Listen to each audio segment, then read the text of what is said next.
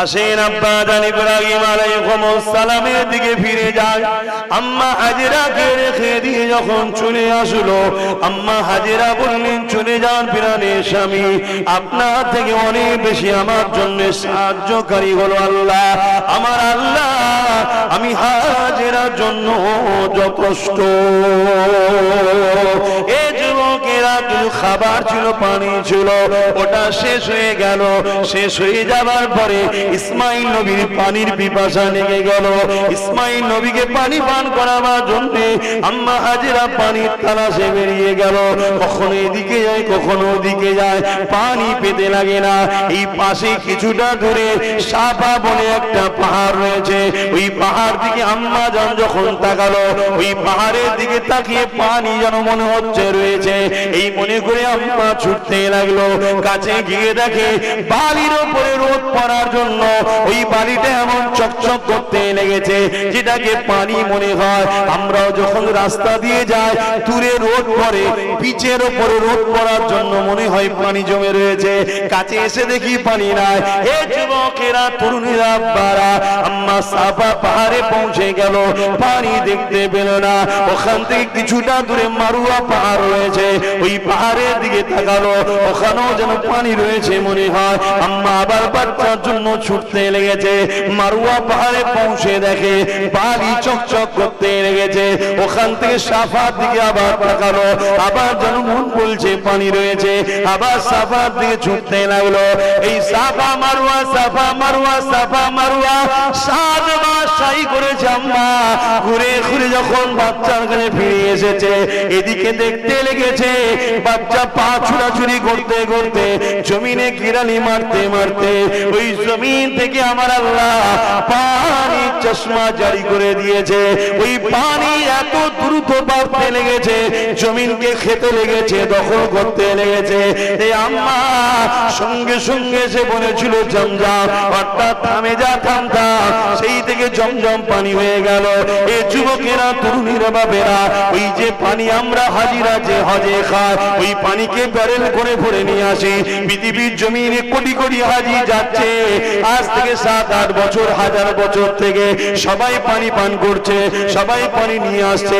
যারা ইসলামের দুশ্মনী করে, অতএব পৃথিবীর বড় বড় রাষ্ট্র প্রধান হয়ে বসে আছে, তারাও জমজম পানি খায়। কেননা তারা জানে পৃথিবীতে যখন কোনো ওষুধ আর কাজ করে না, ওই বিমারের শেফা একমাত্র যেটা দিতে পারে ওই নিয়ামতওয়ালা পানি, সেটা হলো জমজম।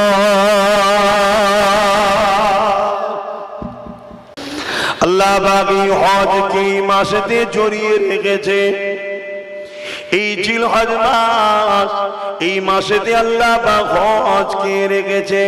এবং এই মাসেতে আর একটা বড় জিনিস রয়েছে, যেটা উম্মতে মুহাম্মাদি ধনীদের জন্য আল্লাহ পাক ওয়াজিব করে দিয়েছে, অবশ্যই করতে হবে। ওটা হলো কুরবানি দেওয়া। এই যুবকেরা, বাপেরা, নওজওয়ানেরা, কুরবানিকে আমরা কি মনে করি? আমরা মনে করি পশুকে কুরবানি করে গোশত খাওয়ার নাম কুরবানি। না না না না, পশুকে কুরবানি তো দিতেই হবে, আর গোশত তো অবশ্যই আল্লাহ কিসমতে রাখবে। কিন্তু কুরবানির মূল লক্ষ্য এটা নয়।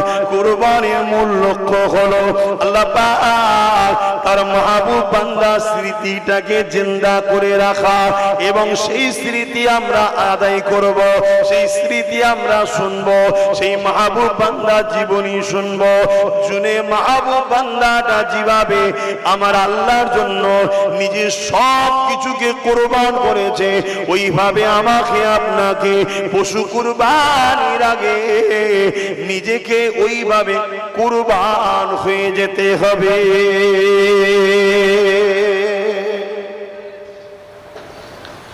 অর্থ আছে 2, 3, 4, 5, 10টা গরু নিয়ে এসে, বা দুম্বা নিয়ে এসে, উট নিয়ে এসে, বকরি নিয়ে এসে জবাই করে দিলাম, গোশত খেয়ে নিলাম, এর নাম কুরবানি নয়। এ তো সহজ কাজ, এ তো সহজ কাজ। মুসলমান ঘরের ছেলে মেয়েরা, তরুণেরা, বাপেরা, কুরবানি কাকে বলে? এই যুবকেরা, এই মাসেতে আমার তোমার আব্বা জান হযরত ইব্রাহিম আলাইহিস সালামের স্মৃতি জড়িয়ে রয়েছে। উম্মতে মুহাম্মাদের জন্য ওই 7-8 হাজার বছর আগের ওয়াকিয়াটা আজও জারি আল্লাহ রেখে দিয়েছে। কেন জারি রেখে দিয়েছে? আল্লাহ পাক এই শিক্ষাটা দিতে লেগেছে, তোরা আমার মাহবুব বান্দা ইব্রাহিমের ইতিহাসটাকে জান, তোরা আমার মাহবুব বান্দা ইতিহাসটাকে পড়, তোরা আমার মাহবুব বান্দা ইব্রাহিমের ইতিহাসকে ফলো কর, তোরা আমার মাহবুব বান্দা ইব্রাহিমের ইতিহাসকে শোন। আমার মাহবুব বান্দাকে আমি আল্লাহ যখনই ভালোবাসার পরীক্ষা নিয়েছি, দুনিয়ার যে কোনো দিক দিয়ে পরীক্ষা নিয়েছি, আমার মাহবুব বান্দা সব কিছুর উপরে আমি আল্লাহ আমার ভালোবাসাকে প্রাধান্য দিয়েছে। এ দুনিয়ার মানুষেরা তোদের কাছে ধন দৌলত বড় প্রিয় জিনিস, আমার মাহবুব বান্দাকে যখন আমি ধন দৌলতের ব্যাপারে পরীক্ষা নিয়েছি, আমার মাহবুব বান্দা ধন দৌলতকে আমার রাস্তায় কুরবান করে দিয়েছে। আমার মাহবুব বান্দাকে যখন আমি তোদের কাছে আওলাদ বড় প্রিয় জিনিস, সন্তান বড় প্রিয় জিনিস, আমার মাহবুব বান্দাকে যখন আমি সন্তান দিয়ে পরীক্ষা নিয়েছি, আমার মাহবুব বান্দা নিজের সন্তানকে আমার জন্য কুরবানি করে দিয়ে আমার প্রেমকে প্রাধান্য দিয়েছে। আমার মাহবুব বান্দার কাছে এলাকা পাড়া প্রতিবেশী নিজের জন্মভূমি বড় প্রিয় জিনিস। আমি যখন আমার মাহবুব বান্দাকে জন্মভূমি ত্যাগ করার পরীক্ষা নিয়েছি, আমার মাহবুব বান্দা আমার ভালোবাসাতে জন্মভূমিকে ত্যাগ করতে পিছপা হয়নি। আমার মাহবুব বান্দাকে যখন আমি প্রতিবেশীদের নিয়ে পরীক্ষা নিয়েছি, এমন করে নিজের পরিবার সন্তান বাচ্চাদের নিয়ে পরীক্ষা নিয়েছি যেটা তোদের কাছে বড় প্রিয়, আমার মাহবুব বান্দা সেই জায়গাতেও তিনি আমার জন্য আওলাদ পরিবারকে ত্যাগ করতেও পিছপা হয়নি।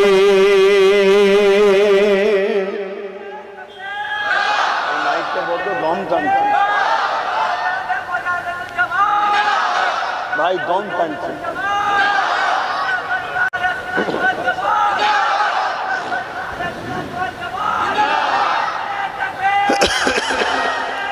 আল্লাহু আকবার। ভাইরা আমার, কুরবানি কাকে বলে? একটা মানুষের কাছে নিজের জান বড় প্রিয়, নিজের আওলাদ বড় প্রিয়, নিজের ধন দৌলত বড় প্রিয়, নিজের জন্মভূমি নিজের পরিবার বড় প্রিয়। এই মাসে আমাদের আব্বা ইব্রাহিমকে এই সব দিক দিয়ে পরীক্ষা নেওয়া হয়েছে, আর এই সব প্রিয়কেই আল্লাহর প্রেমের কাছে কুরবানি করে দিয়েছে। জোরে বলুন সুবহানাল্লাহ। এটাই তো পরীক্ষা।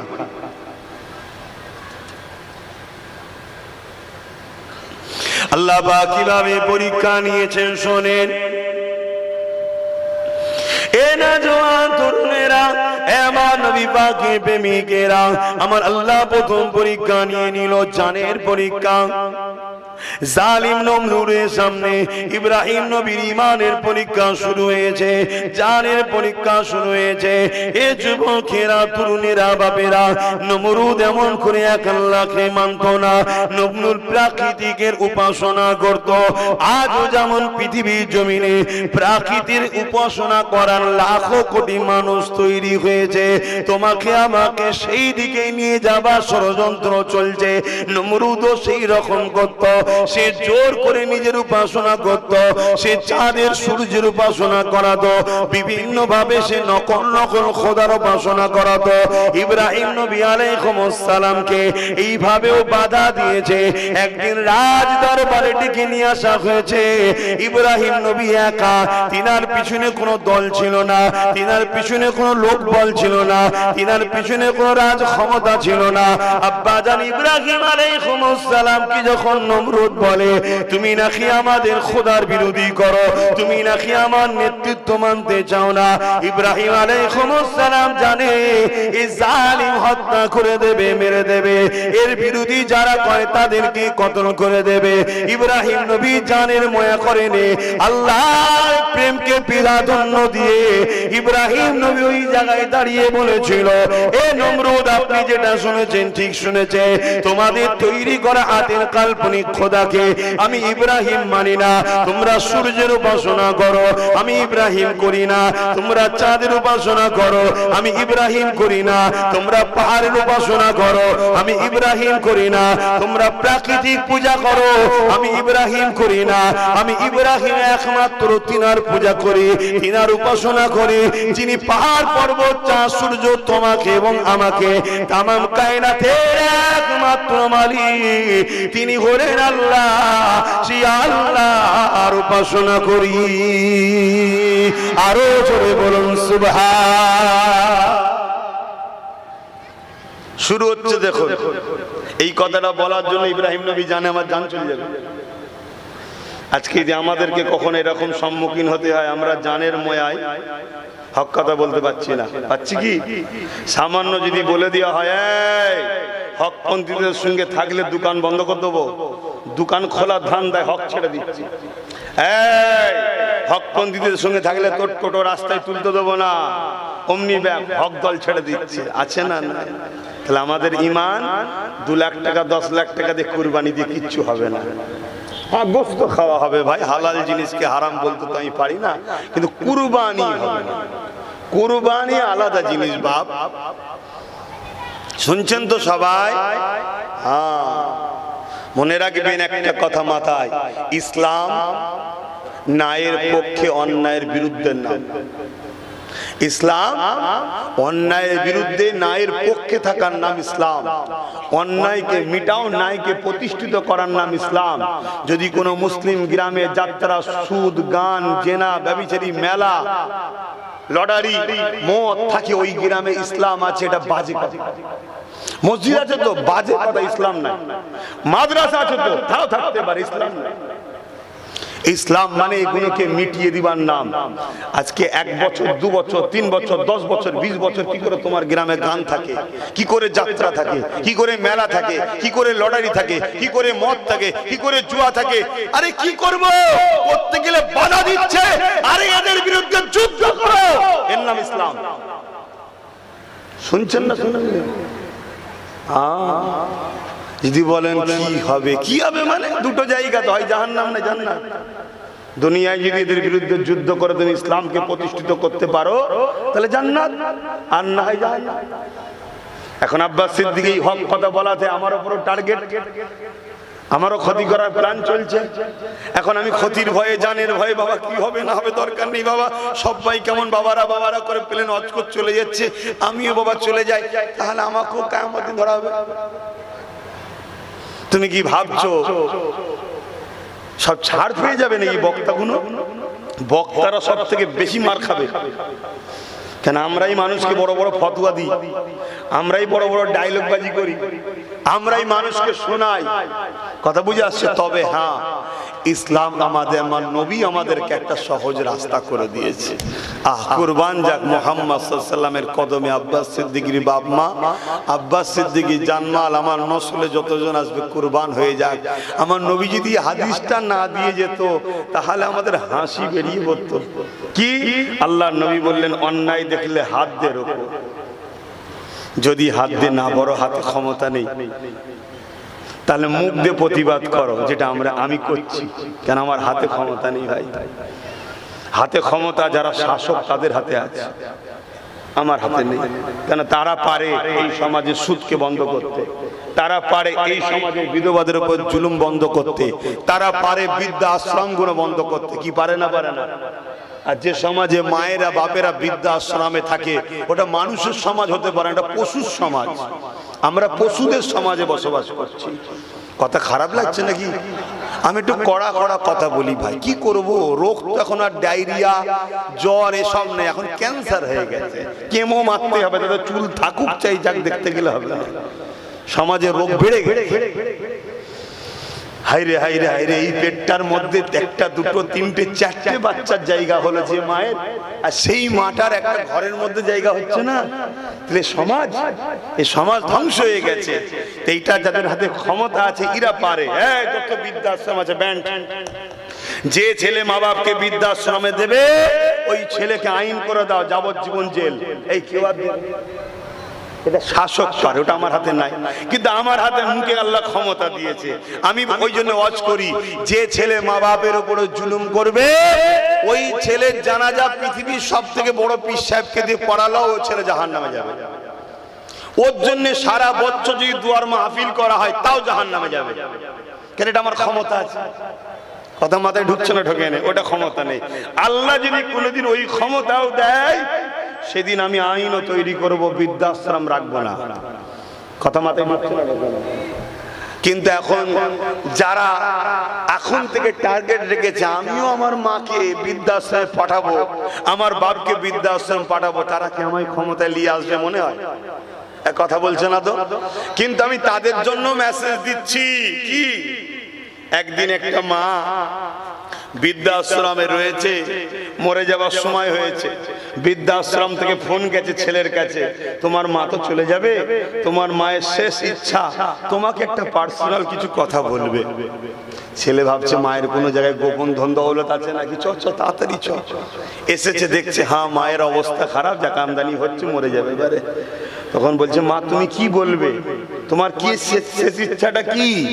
মা বলছে বাবা এই পাখাটাকে একটু চেঞ্জ করে দে না বাবা। ও ভালো করে শুনবেন, এই পাখাটা একটু চেঞ্জ করে দে না, এ তো মাঝে মাঝে ঘরে মাঝে মাঝে বন্ধ হয়ে যায়, গরমে বড় কষ্ট হয়। ছেলে বলছে মা তুমি তো মরে যাবে, এই পাখা চেঞ্জ করে কি হবে? বলছে বাবা আমার পরে তো তুই আসবি এখানে, তখন তোর কষ্ট হবে, এখন থেকে চেঞ্জ করে রাখ। কি বুঝলেন? কি বুঝলেন বলবেন তো? তুমি তোমার মাকে ভরছো, বাপকে ভরছো, আর তোমার ছেলে দেখছে না আরো বিষাক্ত পয়জন তৈরি হবে, এক কাঠি বাড়া হবে ও আরো। তাই বলবো মা বাপকে ভালোবাসুন। যাক, বিষয় আজকে বেশি আলোচনা নয়, এতটুকুই বললাম। তাহলে জানের পরীক্ষা শুরু হয়েছে। ইব্রাহিম আলাইহিস সালাম বলতে লেগেছে, এ নমরুদ আমি সেই আল্লাহকে মানি যে মৃত্যুকে জীবিত করে এবং জীবিত মানুষের মৃত্যু দেয়। এ নওজোয়ান তরুণেরা নমরুদ এই কথা শোনার পরে হাসতে লেগেছে আর বলতে লেগেছে, ইব্রাহিম রে এটা তো আমিও করতে পারি, এটা তো আমিও করে থাকি। তুমি দেখবে কেমন ভাবে আমারও ক্ষমতা আছে মুর্দাকে জিন্দা করা, জিন্দাকে মুর্দা মৃত্যু দিয়া। এই হতভাগা নমরুদ কি করলো, দুজন আসামিকে কারাগার জেলখানা থেকে নিয়ে এলো। একজনের কালকে ফাঁসি হবার কথা, অর্থাৎ যার কালকে মৃত্যু হবে, নমরুদ তাকে আজাদ করে দিল, দিয়ে বলল দেখো যার মৃত্যু হবে তাকে আজাদ করে দিলাম, তাকে জিন্দা করে দিলাম, আর কালকে যার আজাদ হবার কথা, সে রেহাই পেয়ে যাবার কথা, নমরুদ তাকে মৃত্যুদণ্ড দিয়ে দিল। দেখো যে বেঁচে ছিল তাকে আমি মেরে দিলাম। হযরত নবী ইব্রাহিম আলাইহিস সালাম মুচকি হাসলেন, এই মূর্খর সাথে তর্ক করা যাবে না। এই দ্বিতীয় কথা ইব্রাহিম নবী বলতে লাগলে, এ নমরুদ শোনো, আমার আল্লাহ তো তিনি যিনি পূব থেকে সূর্য তোলে পশ্চিমে ডুবিয়ে দেয় এবং কিয়ামতের সময় আল্লাহ পাক পশ্চিম থেকেও সূর্য উঠাতে পারবেন, উঠাবেন তিনি। আমার আল্লাহ পূব থেকে তুলে পশ্চিমে ডুবায়। তুমি যদি খোদা হও তাহলে পশ্চিম থেকে উঠিয়ে দেখো, ওই জায়গায় নমরুদ আর পারল না, ফেল হয়ে গেল। কিন্তু জালিমদের একটা বদ খসলত দেখবেন আছে, আজকেও মিলাবেন। যারা জালিম শাসক হয়, অত্যাচারী শাসক হয়, তাদের একটা বদ অভ্যাস আছে, সেদিনও ছিল আজও আছে। যখনই দেখবে তর্ক যুক্তি তার পাচ্ছে না, অমনি বলে মার, ধর, মার। কথা বুঝে আসছে? নমরুদ দেখছে আরে হেরে গেলাম তো, নমরুদ অমনি সৈন্যদের বলছে, পুলিশদের বলছে, মাত্র নমরুদের সৈন্য, ধর, এই ইব্রাহিমের কোনো কথা চলবে না, ধর থেকে। তা আজও যখন কেউ যুক্তি দিয়ে কথা দিয়ে বুঝায় যেটা অন্যায় হচ্ছে, কথা বুঝে আসছে, রাস্তাটা এই দিক দিয়ে নয় এদিক দিয়ে করা দরকার, বা এটা এখানে নয় ওখানে, হয়তো ভালো কথা বুঝাচ্ছে, কিন্তু দেখবে তার মনের মতো যদি না হয়, জালিম অত্যাচারীরা তারা দেখবেন জোর জুলুম শুরু করে দেবে। তা নমরুদও সেদিন কি করলো, বললো ধরো। কি কি শাস্তি দেয়া যায়? বলছে এমন একটা শাস্তি দিতে হবে যেন ইবরাত হয়ে থাকে, স্মৃতি হয়ে থাকে। বিশাল আগুন করো, 3 মাস ধরে কাঠ জোগাড় করা হয়েছে। ক মাস? 3 মাস। তাহলে কত কাঠ বুঝতে পারছেন? এটা রাজার হুকুমে 3 মাস কাঠ মানে কত বুঝতে পারছেন? সেই কাঠ জোগাড় করে ইব্রাহিমের বাড়ির সামনে, এই নমরুদের বাড়ির সামনে বিশাল কুয়া করে আর সেখানে কাঠ দেওয়া হয়েছে, দিয়ে আগুন ধরিয়ে দেওয়া হয়েছে। আর আগুনের ফুঙ্কার, আগুনের তেজ এত বেড়ে গেছে যে ইব্রাহিম আলাইহিস সালামকে যে ফেলবে কাছে যেতে পারছে না, কয়েক মাইল পর্যন্ত তাপ, কাছে যেতে পারছে না। তো কি করা যাবে? তৎকালীন সময় ছদ্মবেশে ইবলিস শয়তান ইঞ্জিনিয়ারিং বুদ্ধি দিলেন, কি একটা কপিকল বা দড়িকল করে দূর থেকে ছুঁড়ে ফেলে দাও, যাতে করে কাছে যেতে না হয়। কথা মতো কাজ। ইব্রাহিম আলাইহিস সালামের পরীক্ষা হচ্ছে। কুরবানি কাকে বলে দেখুন। আর এই স্মৃতিটা 7000 8000 বছর আগেকার ঘটনা। আজকে কেন শোনাচ্ছি আমি? আল্লাহ এটা চেয়েছেন যে আমার যারা মাহবুব হবে তারা দুনিয়ায় কখনো মিটে যায় না, আর আখিরাতেও কখনো মিটবে না। তাদের স্মৃতি বানাতে হবে। জোরে বলুন সুবহানাল্লাহ।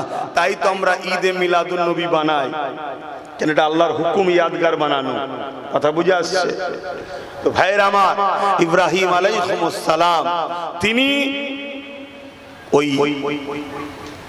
যে মেশিনটা বা যন্ত্রটা তৈরি হলো যাতে করে টেনে ফেলে দেবে, তাতে বসানো হয়েছে বিশাল আগুন। লাখো লাখো মানুষ সব ঘিরে আছে। আরে আমাদের খোদার বিরোধী করেছে, আরে ইব্রাহিমকে আজকে আগুনে ফেলে পুরানো হবে। সবাই আনন্দ করছে, ফুর্তি করছে, দেখছে। কথা বুঝে আসছে? ওর মধ্যে ইব্রাহিমের চাচাও রয়েছে, আজর নাম। কি নাম? ওই ইব্রাহিম নবীর চাচা হয়। কোরআনে বাবা হিসাবে তুলনা দেওয়া হয়েছে, আব্বা হিসাবে। কেন? চাচাকে বাপু তো বলা হয়। কথা বুঝে আসছে? আজও কিছু চাচা আছে, আজকের নমরুদ, আজকের বেঈমান কাফেরদের জন্য নিজের ভাইপোকে মারে আর মজা লাগে। আছে না নাই? সেই দিনের চাচা আজও কাফের বেঈমান নমরুদের জন্য ইব্রাহিমকে পুরানো হচ্ছে, মজা নিচ্ছে। এটা তো যুগে যুগে থাকবে। কি থাকবে না? থাকবে না? কথা বলছেন না কেন? থাকবে তো। এরকম চাচা আজও আছে না? না। আল্লাহর কুদরত দেখুন, সিস্টেম যুগ যুগ ধরে চলে আসছে, থাকবে। আব্বাজানকে আগুনে ফেলা হবে, ঠিক একদম ফেলার মুহূর্তে আল্লাহ জিবরাইলকে পাঠালেন, দ্রুত যাও, যে ইব্রাহিমকে জিজ্ঞেস করো কিছু প্রয়োজন আছে কিনা, হেল্প লাগবে। বলো তো ভাই, যখন আমরা ডুবে যাই, যদি একটা পাটকাঠি বা ধানের শিশু পাই, সেটাকেও ধরতে যাই, ঠিক না? কেন দিশেহারা হয়ে যায়। ঠিক এইরকম একটা সময় বিশাল আগুনে ফেলা হচ্ছে, আর ফারিস্তা জিবরাইল এসে বলছে কিছু হেল্প লাগবে। ইব্রাহিম নবী তখন কি বলছে জানেন? সাহায্য তো অবশ্যই লাগবে। ও হযরত জিবরাইল, আপনার থেকে নয়, সাহায্য তিনার থেকে লাগবে। জিনার সাক্ষী দেওয়ার জন্য ইব্রাহিমের উপরে নমরুদের শাস্তি দিতে লেগেছে। তিনি আমার আল্লাহ, তিনার সাহায্য লাগবে। এ হযরত জিবরাইল, আপনি এখন চলে যান, আমার আল্লাহ আমাকে পরীক্ষা নিতে লেগেছে। ইব্রাহিমের কাছে আগুনটা বেশি ভয় না আল্লাহ পাকের জন্য ইব্রাহিমের জান দেওয়াটা বড় খুশির বিষয়। ইব্রাহিম আগুনের ভয়ে আল্লাহকে ভুলে যায় নাকি পরীক্ষা চলতে লেগেছে। এ জিবরাইল, শুনে রেখে দাও, আমি আমার আল্লাহকে এত ভালোবাসি, এই আগুনে যদি আমার আল্লাহ পুড়িয়ে খুশি হয়, আমি ইব্রাহিম একবার নয়, দুবার নয়, 1000 বার পূর্ব চান যদি দেয়, আবার আল্লাহর জন্য পুড়তে রাজি আছি। কেন? আমি আল্লাহর উপরে এত ঈমান। এই আগুনের ক্ষমতা নাই আল্লাহ যদি না চাই পুড়তে পারে। এই আগুনের ক্ষমতা নাই আল্লাহ যদি না চায় আমি ইব্রাহিমকে পুড়াতে পারে। আমার আল্লাহ যদি চায় এই আগুনে পুড়বে ইব্রাহিম, আর এর জন্য আল্লাহ খুশি হবে। আমি এমন একটা ইব্রাহিম আমার মালিক আল্লাহর খুশির জন্য একবার নয় দুবার নয় 1000 বার পড়তে রাজি আছি।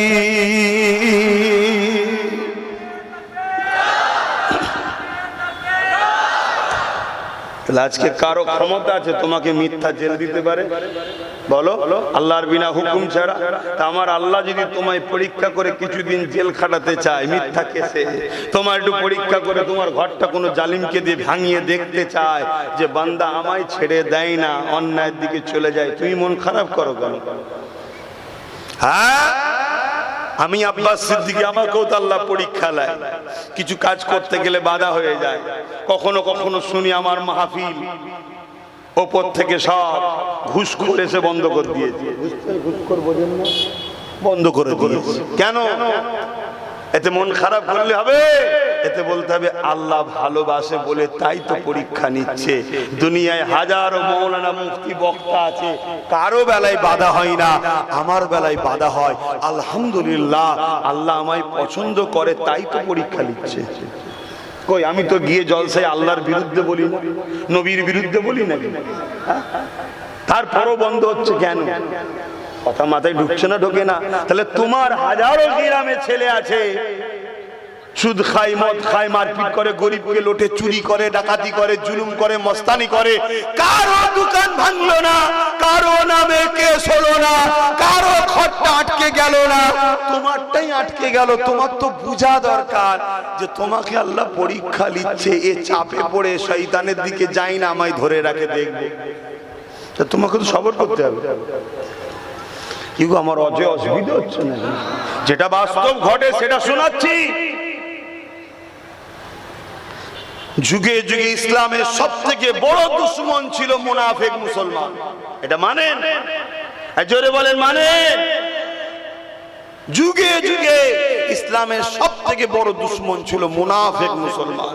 তাই নবী আমার বলেছেন, আল্লাহ কোরআনও বলছে, প্রকাশ্য বেঈমানের থেকেও মুনাফিকের ঠিকানা সবথেকে কঠিন জাহান্নামে। মুনাফিক কে? নামাজও আছে, রোজাও আছে, দাড়িও আছে, টুপিও আছে, কলেমাও পড়ে, সব করে, কিন্তু মুমিন মুসলমানদের ধোঁকা দিবার জন্য করে। ভেতরটাই আল্লাহ রাসূল নেই, শয়তানদের জন্য জায়গা আছে। এ হলো মুনাফিক। এর ঠিকানাটা কি? প্রকাশ্য যারা আল্লাহ মানে না, নবী মানে না, তাদের থেকেও এর জাহান্নামের শাস্তিটা বেশি। এই শুনছেন না? শুনছেন না? আপনাদের কারো শখ যাচ্ছে নাকি মুনাফিক হবে? তখন না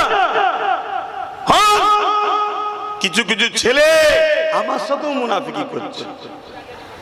সামনে দেখা হলে আসসালামু আলাইকুম, ওয়ালাইকুম আসসালাম, কি গলত, কি ভালোবাসা। আবার পিছনে খবর পেয়েছি সেই শয়তানি এলাকায় গিয়ে আমার ভালোবাসার ভাইদের উপর জুলুম করছে। কথা মাথায় ঢুকছে? এতে মন খারাপ করার কিছু নেই, সবর করতে হবে, ধৈর্য ধরতে হবে, ধৈর্য ধরতে হবে। কেন আমার আব্বা ইব্রাহিম আপনাদের আব্বা নয়? এক কথা বলে, আপনারা তো ধন্য যেটা নবীর বেটা হতে পেরেছি। আমরা তো সব নবীর বেটা। খুশি না বেজা? জোরে বলে। হ্যাঁ, কত বড় নবী, কত বড় নবী। নামাজে জিনাকে আজও ইয়াদ করা হয়। আল্লাহুম্মা সাল্লি আলা মুহাম্মাদিন ওয়া আলা আলি মুহাম্মাদ কামা সাল্লাইতা আলা ইব্রাহিম ওয়া আলা আলি ইব্রাহিম। এত বড় নবী, সেই নবী বেটা আমরা, অর্থাৎ প্রতিটা মুসলিম হলো আমার রাসূল ইব্রাহিম আলাইহিস সালামের সন্তান। জোরে বলুন সুবহানাল্লাহ। তাহলে আমাদেরকে দুনিয়া যেন ধোঁকাই না ফেলে দেয়, আমাদেরকে অভাব যেন ধ্বংস না করে ফেলে, আমাদেরকে কোনো জালিম শাসক যেন বেঈমান না বানিয়ে ফেলে, আমাদেরকে কোনো লোক যেন আল্লাহ থেকে দূরে না সরিয়ে দেয়, এটা আমাদেরকে ভাবা দরকার আছে না নাই? অজে অসুবিধে হচ্ছে। প্লেন দুটো ঘটনা বলে চলে যাবো, এত ব্যাখ্যা না দিয়ে? তাহলে বলুন চলে যাচ্ছি, আমার কি আছে, আমার কি আছে? কিন্তু মনে রাখবেন, শোনেন একটা কথা বলি, হক কথা যদি না বলা হয়, কিয়ামত দিন আমার জিভকে টেনে আল্লাহ কপালে পেরেক দিয়ে মারবে। আমি হুজুর বলে ছাড় না, আমি তো হুজুর তোমাদের কাছে, আল্লাহর কাছে হুজুর নাকি? আল্লাহর তো একটা দাস আমি। অতএব আমার জিভকে টেনে এই কপালে মারা হবে পেরেক দিয়ে। তুই হক কথা বলিস নি কেন? এজন্য বলতে হবে বাপ, তাতে লিভার হয় লেন না লিভার হয় নালান, আমাকে কেন ডিস্টার্ব করছেন? আমি একটু বলি না, কি গো বলবো না থাকবে? কারা কারা বলছেন বলতে একটু হাত তুলে দেখান। মারহাবা, নারে তাকবীর, নারে দিবে কোরআন ও সুন্নাহ, কোরআন ও সুন্নাহ, দ্বীন ইসলাম, নারে দিবে। আলহামদুলিল্লাহ, একটু দরুদ পড়তে পড়তে আগিয়ে আসা যাবে? একটু দেখেন না দরুদ শরীফ। আল্লাহুম্মা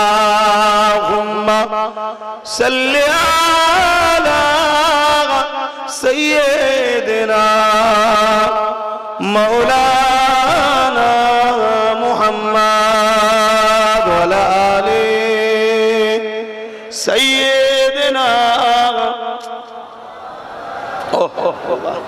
আল্লাহুম্মা সাল্লি আলা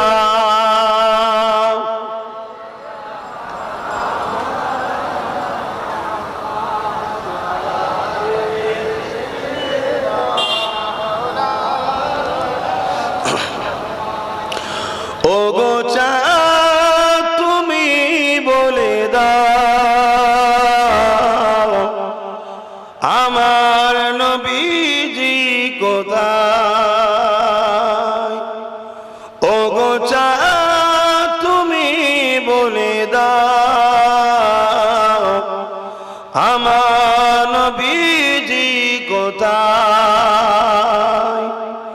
কোথায় গেলে পাবো নবীকে, কোথায় গেলে পাবো নবীকে, পাক নবীজির রওজায়। ও গো চাঁদ তুমি বলে দাও আমার নবীজি কোথায়? লাখো লাখো হাজিরা হজ পাকে যায় আল্লাহর কাবা ধরে তারা যে কয়। ও গো কাবা তুমি বলে দাও আমার নবীজি কোথায়? কোথায় গেলে পাবো নবীকে, কোথায় গেলে পাবো নবীকে, পাক নবীজির রওজায়।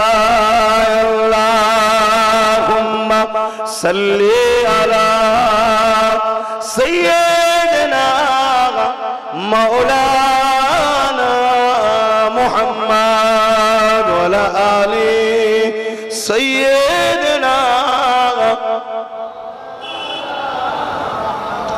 আমার আব্বাজানের, আমি যে কথা বলছিলাম, আব্বাজান ইব্রাহিম আলাইহিস সালাম, আমাদের আব্বাকে আল্লাহ পরীক্ষা নিলেন, আগুনে ফেলে দেওয়া হবে। ইব্রাহিম আলাইহিস সালাম কি বলছে? আগুনের ক্ষমতা আছে, পোড়াতে পারে? বলেন না আগুনের ক্ষমতা আছে? একটু সবাই বলো। আমি বিশেষ করে যুবকদের বলছি, কেন যুবকগুলোকে ভেতরে ভেতরে ভেতরে ভেতরে একদল ইবলিসের চালারা কাফের বানাচ্ছে, প্রাকৃতিক পূজারি বানাচ্ছে, বাস্তব পূজারি, বাস্তব দেখাচ্ছে, হ্যাঁ এটাই হবে এটাই হবে। একমাত্র মুহাম্মদ সাল্লাল্লাহু আলাইহি সাল্লাম ছাড়া দ্বিতীয় কাউকে ফলো করুনি। খুব ভালো করে বোঝো, আমাদের জন্য দুটো দলিল। বেশাক আদিল্লাতুল ইসলামে আরবাতুন, শরিয়াতে দলিল হলো চারটি, আদিল্লাতুল ইসলামে আরবাতুন, কিন্তু দুটো হলো মূল। একটা হলো কালামুল্লাহ আর একটা হলো হাবিবুল্লাহ। এই দুটো হলো ইসলাম। একটা হলো পাক কোরআন শরীফ আর একটা হলো পাক পবিত্র মুহাম্মদুর রাসূল। জোরে বলে সুবহানাল্লাহ। শুধু হাদিস বললে হবে না, কেন অনেক হাদিস নাসেখ মনসুখ হয়ে গেছে। এজন্য রাসূল বলেছেন মান আহাব্বা সুন্নতি, মান আহাব্বা হাদিসি নয়, মান আহাব্বা সুন্নতি, যে আমার সুন্নতকে ভালোবাসলো, ফাকাদ আহাব্বানি, সে আমাকে ভালোবাসলো, যে আমাকে ভালোবাসলো, কানা মাই ফিল জান্নাহ, সে আমার সঙ্গে জান্নাতে যাবে। জোরে বলুন সুবহানাল্লাহ। কেননা এই একটা হাদিস দ্বারা আর একটা হাদিসকে মনসুখ করা হয়েছে, বাদ দিয়ে দেওয়া হয়েছে। কেমন? একটা রোগী ধরেন না ডাক্তারের কাছে গেছে, এটা প্রেসক্রিপশন করেছে, এক মাস পরে গেছে, ওই প্রেসক্রিপশন দেখার পরে রোগীর কন্ডিশন দেখে নতুন ওষুধ দেয়, ওই প্রেসক্রিপশন বাতিল। কেন? তখন ডোজ দিয়েছিল হালকা, রোগীর ধাত দেখেছে এ এখন যদি 80 পাওয়ার দেয় সহ্য করতে পারবে না, একে প্রথম 20 পাওয়ার দেওয়া হোক। কথা বুঝে আসছে না? শরীর ভিটামিন খেয়ে চাঙ্গা হয়েছে, এবারে একে ডোজ পাওয়ার দাও। এই যে ডাক্তার এরকম যেমন তৈরি, বুঝাবার জন্য বলছি। আমার রাসূল পাক সাল্লাল্লাহু আলাইহি ওয়াসাল্লাম ইসলামের প্রথম সময়ে সাহাবা হুজুরদের ঘরে কিছু কথা বলেছে, পরবর্তীতে আবার সেটাকে বাদ দিয়ে আরেকটুখানি বাড়িয়ে দিয়ে অন্য কোনো কথা চাপিয়েছে। তাই রাসূল পাক সাল্লাল্লাহু আলাইহি ওয়াসাল্লাম বললেন, তোমরা আমার সুন্নাতকে ভালোবাসো, তাই নবীকে মডেল হিসাবে বানেন। আল্লাহ কোরআনে এটাই বলছেন, উসওয়াতুন হাসানা, সবথেকে উত্তম মডেল হলো মুহাম্মদ রাসূল। জোরে বলুন সুবহানাল্লাহ। আল্লাহ কোরআনে আরো বলছেন, মা আতাকুমুর রাসূল ফাখুযুহু ওয়া মা নাহাকুম আনহু ফান্তাহু। আমার নবী যা আদেশ করেছে মানো, যা নিষেধ করেছে ছাড়ো। তুমি ভারতে থাকো আর আমেরিকায় থাকো আর যেখানেই থাকো, ফেরাউনের ঘরে থাকো আর নমরুদের ঘরে কাজ করো, ওটা বড় কথা নয়। তুমি যদি আল্লাহকে বিশ্বাস করো, কবরকে বিশ্বাস করো, আখিরাত বিশ্বাস করো, জান্নাত জাহান্নাম বিশ্বাস করো, মিজান বিশ্বাস করো, পুলসিরাত বিশ্বাস করো, হিসাব দিতে হবে, তোমার মালিক একমাত্র আল্লাহ, এটা যদি তুমি বিশ্বাসী হও, তোমার জন্য কোরআনের এই আয়াত, নবী যা আদেশ করেছে মানো, নবী যা নিষেধ করেছে ছাড়ো। এতে ধরে কল্লা থাকবে না যাবে ওটা পরের কথা। খোদা যদি বলে রাখবো পৃথিবীর সমস্ত অস্ত্র এক জায়গায় করেও তোমায় কাটতে, ইব্রাহিম নবী পেরেছিল কি গো? বাচ্চাকে পেরেছিল কাটতে? কিন্তু ভালোবাসায় আল্লাহর জন্য নিয়ে গেছিল, তাই তো নাকি? কিন্তু পেরেছে কি? কেন পারে না? আল্লাহ বলেছে কাটবি না, তরোয়ালের ক্ষমতা আছে। এই কথা সারা দেবেন তো? ঠিক তেমনই আল্লাহ পাক এর নবী ইব্রাহিম বলছে, জিবরাইল আগুনের ক্ষমতা নেই পোড়াবার। আল্লাহ যদি হুকুম দেয়, চাই, তবে আগুন পোড়াতে পারবে। তাহলে আমার আল্লাহ যদি চায় ইব্রাহিম পুড়ুক, তাহলে আমি কেন চাইবো না যে আমার মালিকের খুশিটা খুশি আমার? তাহলে আল্লাহ যদি তোমায় চায় একবেলা খাওয়াবে আর একবেলা খাবে না, তুমি কেমন আল্লাহর দাস? কেন খুশি নয়? আল্লাহ যদি চায় তোমাকে কিছুদিন জেল খাটাবো, তুমি কেমন আল্লাহর দাস? কিছুদিন জেলে যাচ্ছ না কেন? এমনি তো আদ-দুনিয়া সিজনুল মুমিনিন, মুমিনদের জন্য এই দুনিয়াতে এমনি জেলখানা। আল্লাহ যদি চায় তোমার ব্যবসাটা এই বছরে পুরো ক্ষতি হয়ে যাবে, আবার পরে দেওয়া হবে, তা আল্লাহর ফয়সালায় কেন আমি তুমি রাজি হতে পারছি না? কেন আমরা সেই কুরবানি হতে বলুন পারিনি? আমরা সেই ঈমান, সেই বিশ্বাস, সেই ভক্তি রাখতে পারিনি। আব্বা জান হযরত ইব্রাহিম আলাইহিস সালামকে আগুনে নিক্ষেপ করে দেওয়া হলো। ইব্রাহিম নবী উঠতে লেগেছে, এবারে আগুনে কি পড়বে? আমার আল্লাহ জানিয়ে দিল, আগুন আমার ইব্রাহিমের জন্যে বন্ধ হয়ে যা, না এটা বলেনি। আল্লাহ যদি বলতো বন্ধ হয়ে যা, বন্ধ হয়ে যেত, আবার আগুনকে ধরানো যেত। আর বন্ধ তো তুমি আমিও করতে পারি, পানি ঢেলে দিলেই তো বন্ধ হয়ে যাবে। আল্লাহ বলল, না আগুন তুই জ্বলবি ঠিকই, বন্ধ হবে না, কিন্তু জ্বলার ভেতরে তো আমার ইব্রাহিমের জন্য শান্তিদায়ক জায়গা হয়ে যায়। এটাই তো আল্লাহ। আগুন জ্বলছে তার ভেতরেও জান্নাত, ফুলের বাগান, নিরাপদ জায়গা, শান্তির জায়গা। এটাই তো আল্লাহ, এটাই তো আল্লাহু আকবার, এটাই তো তিনি সব থেকে বড়। 3 দিন একভাবে জ্বলছে। ইব্রাহিম নবীর চাচা আজর বড় খুশি, বেটা মরেছে, ভাইবো মরেছে। কথা বুঝে আসছে? তো নমরুদের বাড়ি ছাদে উঠেছে। ছাদে উঠে যখন আগুনের দিকে তাকাচ্ছে, দেখছে ভাইপো তো ফুলের বাগানে ঘুরে বেড়াচ্ছে, খাওয়া দাওয়া করছে। জোরে বলুন সুবহানাল্লাহ। ইচ্ছা না থাকলেও উপর থেকে আজর চিল্লে বলছে, ইব্রাহিম তোমার আল্লাহ বড় ক্ষমতাশালী, ও বড় তোমাকে ভালোবাসে। জোরে বলুন সুবহানাল্লাহ। কিন্তু কপালে যদি হিদায়াত না থাকে হয়।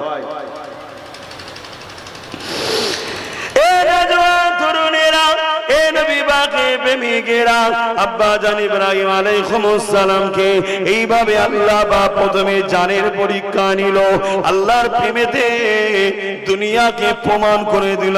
আজও সে আলোচনা আল্লাহ আমাকেও করাচ্ছে, আপনাকেও শুনতে হচ্ছে।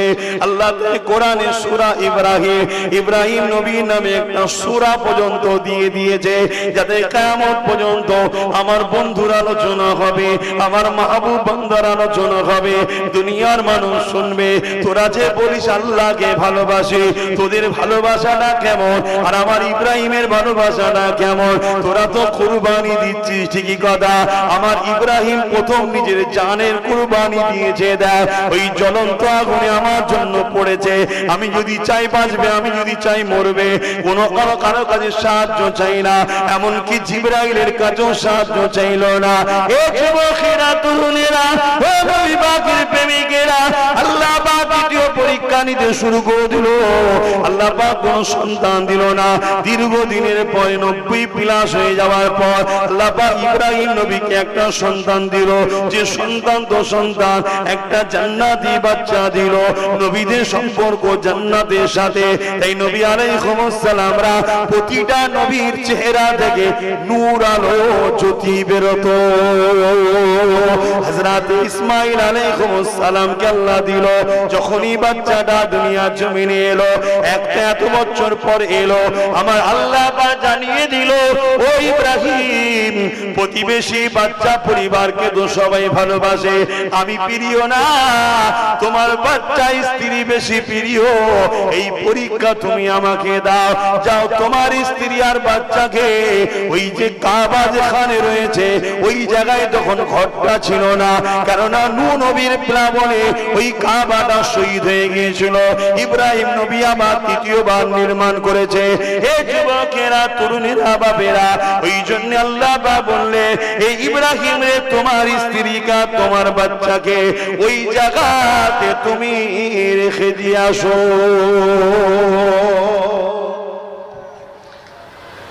যদি বলা হয় মায়ের বাড়ি বাপের বাড়ি রেখে আসো, তাই আমরা রেখে আসতে চাই না। কি করছেন চান নাকি? না, আমার বাচ্চা আমার কাছে থাকবে, আমার স্ত্রী আমার কাছে থাকবে, কি রেখে আসতে চাই কেউ? আর এখানে আল্লাহ কি হুকুম করছে? গরম হচ্ছে নাকি? একটু বলবেন, কষ্ট হলে বলবেন, আমি দোয়া করে দেবো। কেন আপনাদের এলাকায় আবার প্রচুর গরম। কথা বুঝে আসছে? আমি তো 7টায় জন্য টাইম দিয়েছিলাম, কিন্তু ছেলে বললো 8টায় ওঠে। কথা বলে এই ঠান্ডা গরম হচ্ছে, আমারও কষ্ট হয়ে যাচ্ছে। কিন্তু দুনিয়া তো কষ্ট করারই জায়গা, তাই তো নাকি? দুনিয়া শান্তির জায়গা নাকি? না, মোমেনদের জন্য দুনিয়া জেলখানা, কষ্টের জায়গা। তো আমি যে কথা বলছিলাম, আব্বা ইব্রাহিম আলাইহিস সালাম, একটু বলি নাকি? সবই আপনারা জানেন, কিন্তু আল্লাহ তো চাইছে বারবার আমার বন্ধুর আলোচনা হোক। আমাদের দরকার তো নেকি, আমাদের দরকার তো আল্লাহকে খুশি করা। যে আলোচনায় নেকি হয়, যে আলোচনায় আল্লাহ খুশি হয়, একবার কেন, 1,00,000 বার কেন, কোটি বার বলতে অসুবিধা আছে? খুব ভালো করে বোঝে আল্লাহ পাক পরিবারের প্রেম, আবার নিজের সন্তানের প্রেম পরীক্ষা নিচ্ছে। আহা, আমরা তো আমাদের বাচ্চারা অন্যায় করলে বকতে, মারতে ডিস্টার্ব হয়, কষ্ট হয়, আর ছেলেকে বকবো? হ্যাঁ, অথচ কিয়ামতের দিন ওই ছেলের জন্য ধরা পড়ে যাবেন। প্রতিটা আব্বাকে বলি, আপনার বাচ্চা যদি সুদখোর, মদখোর, দুর্নীতিবাজ, অত্যাচারী, জালিমদের সঙ্গে উঠা বসা করে, মেশে, আপনি যারার পরেও যদি ছেলেকে না রোকেন, কিয়ামতের দিন আপনাকে জবাব দিতে হবে। শুনছেন? কেন? ছেলে আপনার ঠিকই গদা, কিন্তু তার থেকেও বেশি ওটা আল্লাহর বান্দা। আপনি হলেন গার্জেন, আল্লাহর বান্দা ভুল রাস্তায় গেল, আপনি রুকলেন না কেন? আল্লাহ আপনাকে কিন্তু ছাড়বে না। এটা শরিয়াত বলছে। উলামা হযরতরা রয়েছেন, নিচু অনেকে বসে আছেন, বলুন আমার কথাটা ভুল হচ্ছে, কেউ কেটে দিতে পারবেন? অতএব একটা পুরুষের জান্নাত যাওয়া যে কত কঠিন, কখনো যদি সময় পাওয়া যায় ওই বিষয়ে আলোচনা হবে।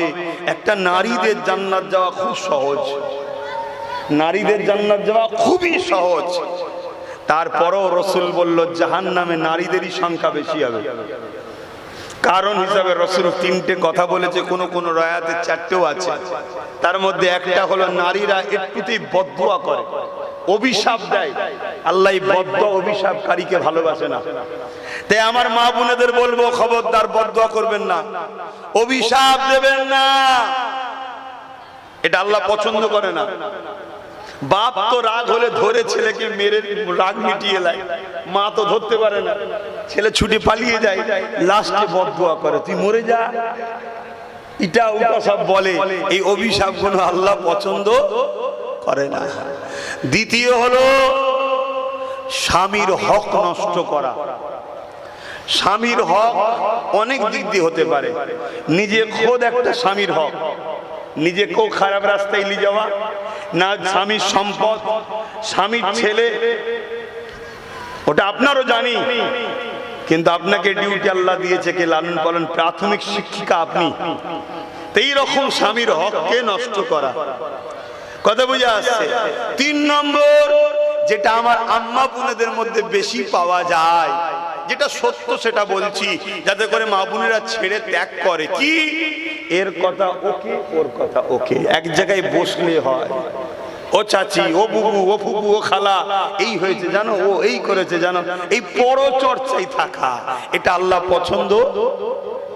এক জায়গায় বসে নবীদের আলোচনা করেন, এক জায়গায় বসে সাহাবাদের আলোচনা করেন, ওলিয়া আউলিয়াদের আলোচনা করেন, নিজে কত নামাজ কোরআন তেলাওয়াত করেন, কিভাবে দোয়া দরুদ পড়েন, এই নিয়ে আলোচনা করেন না, পরে সমালোচনা করেন কেন মা বোনেরা?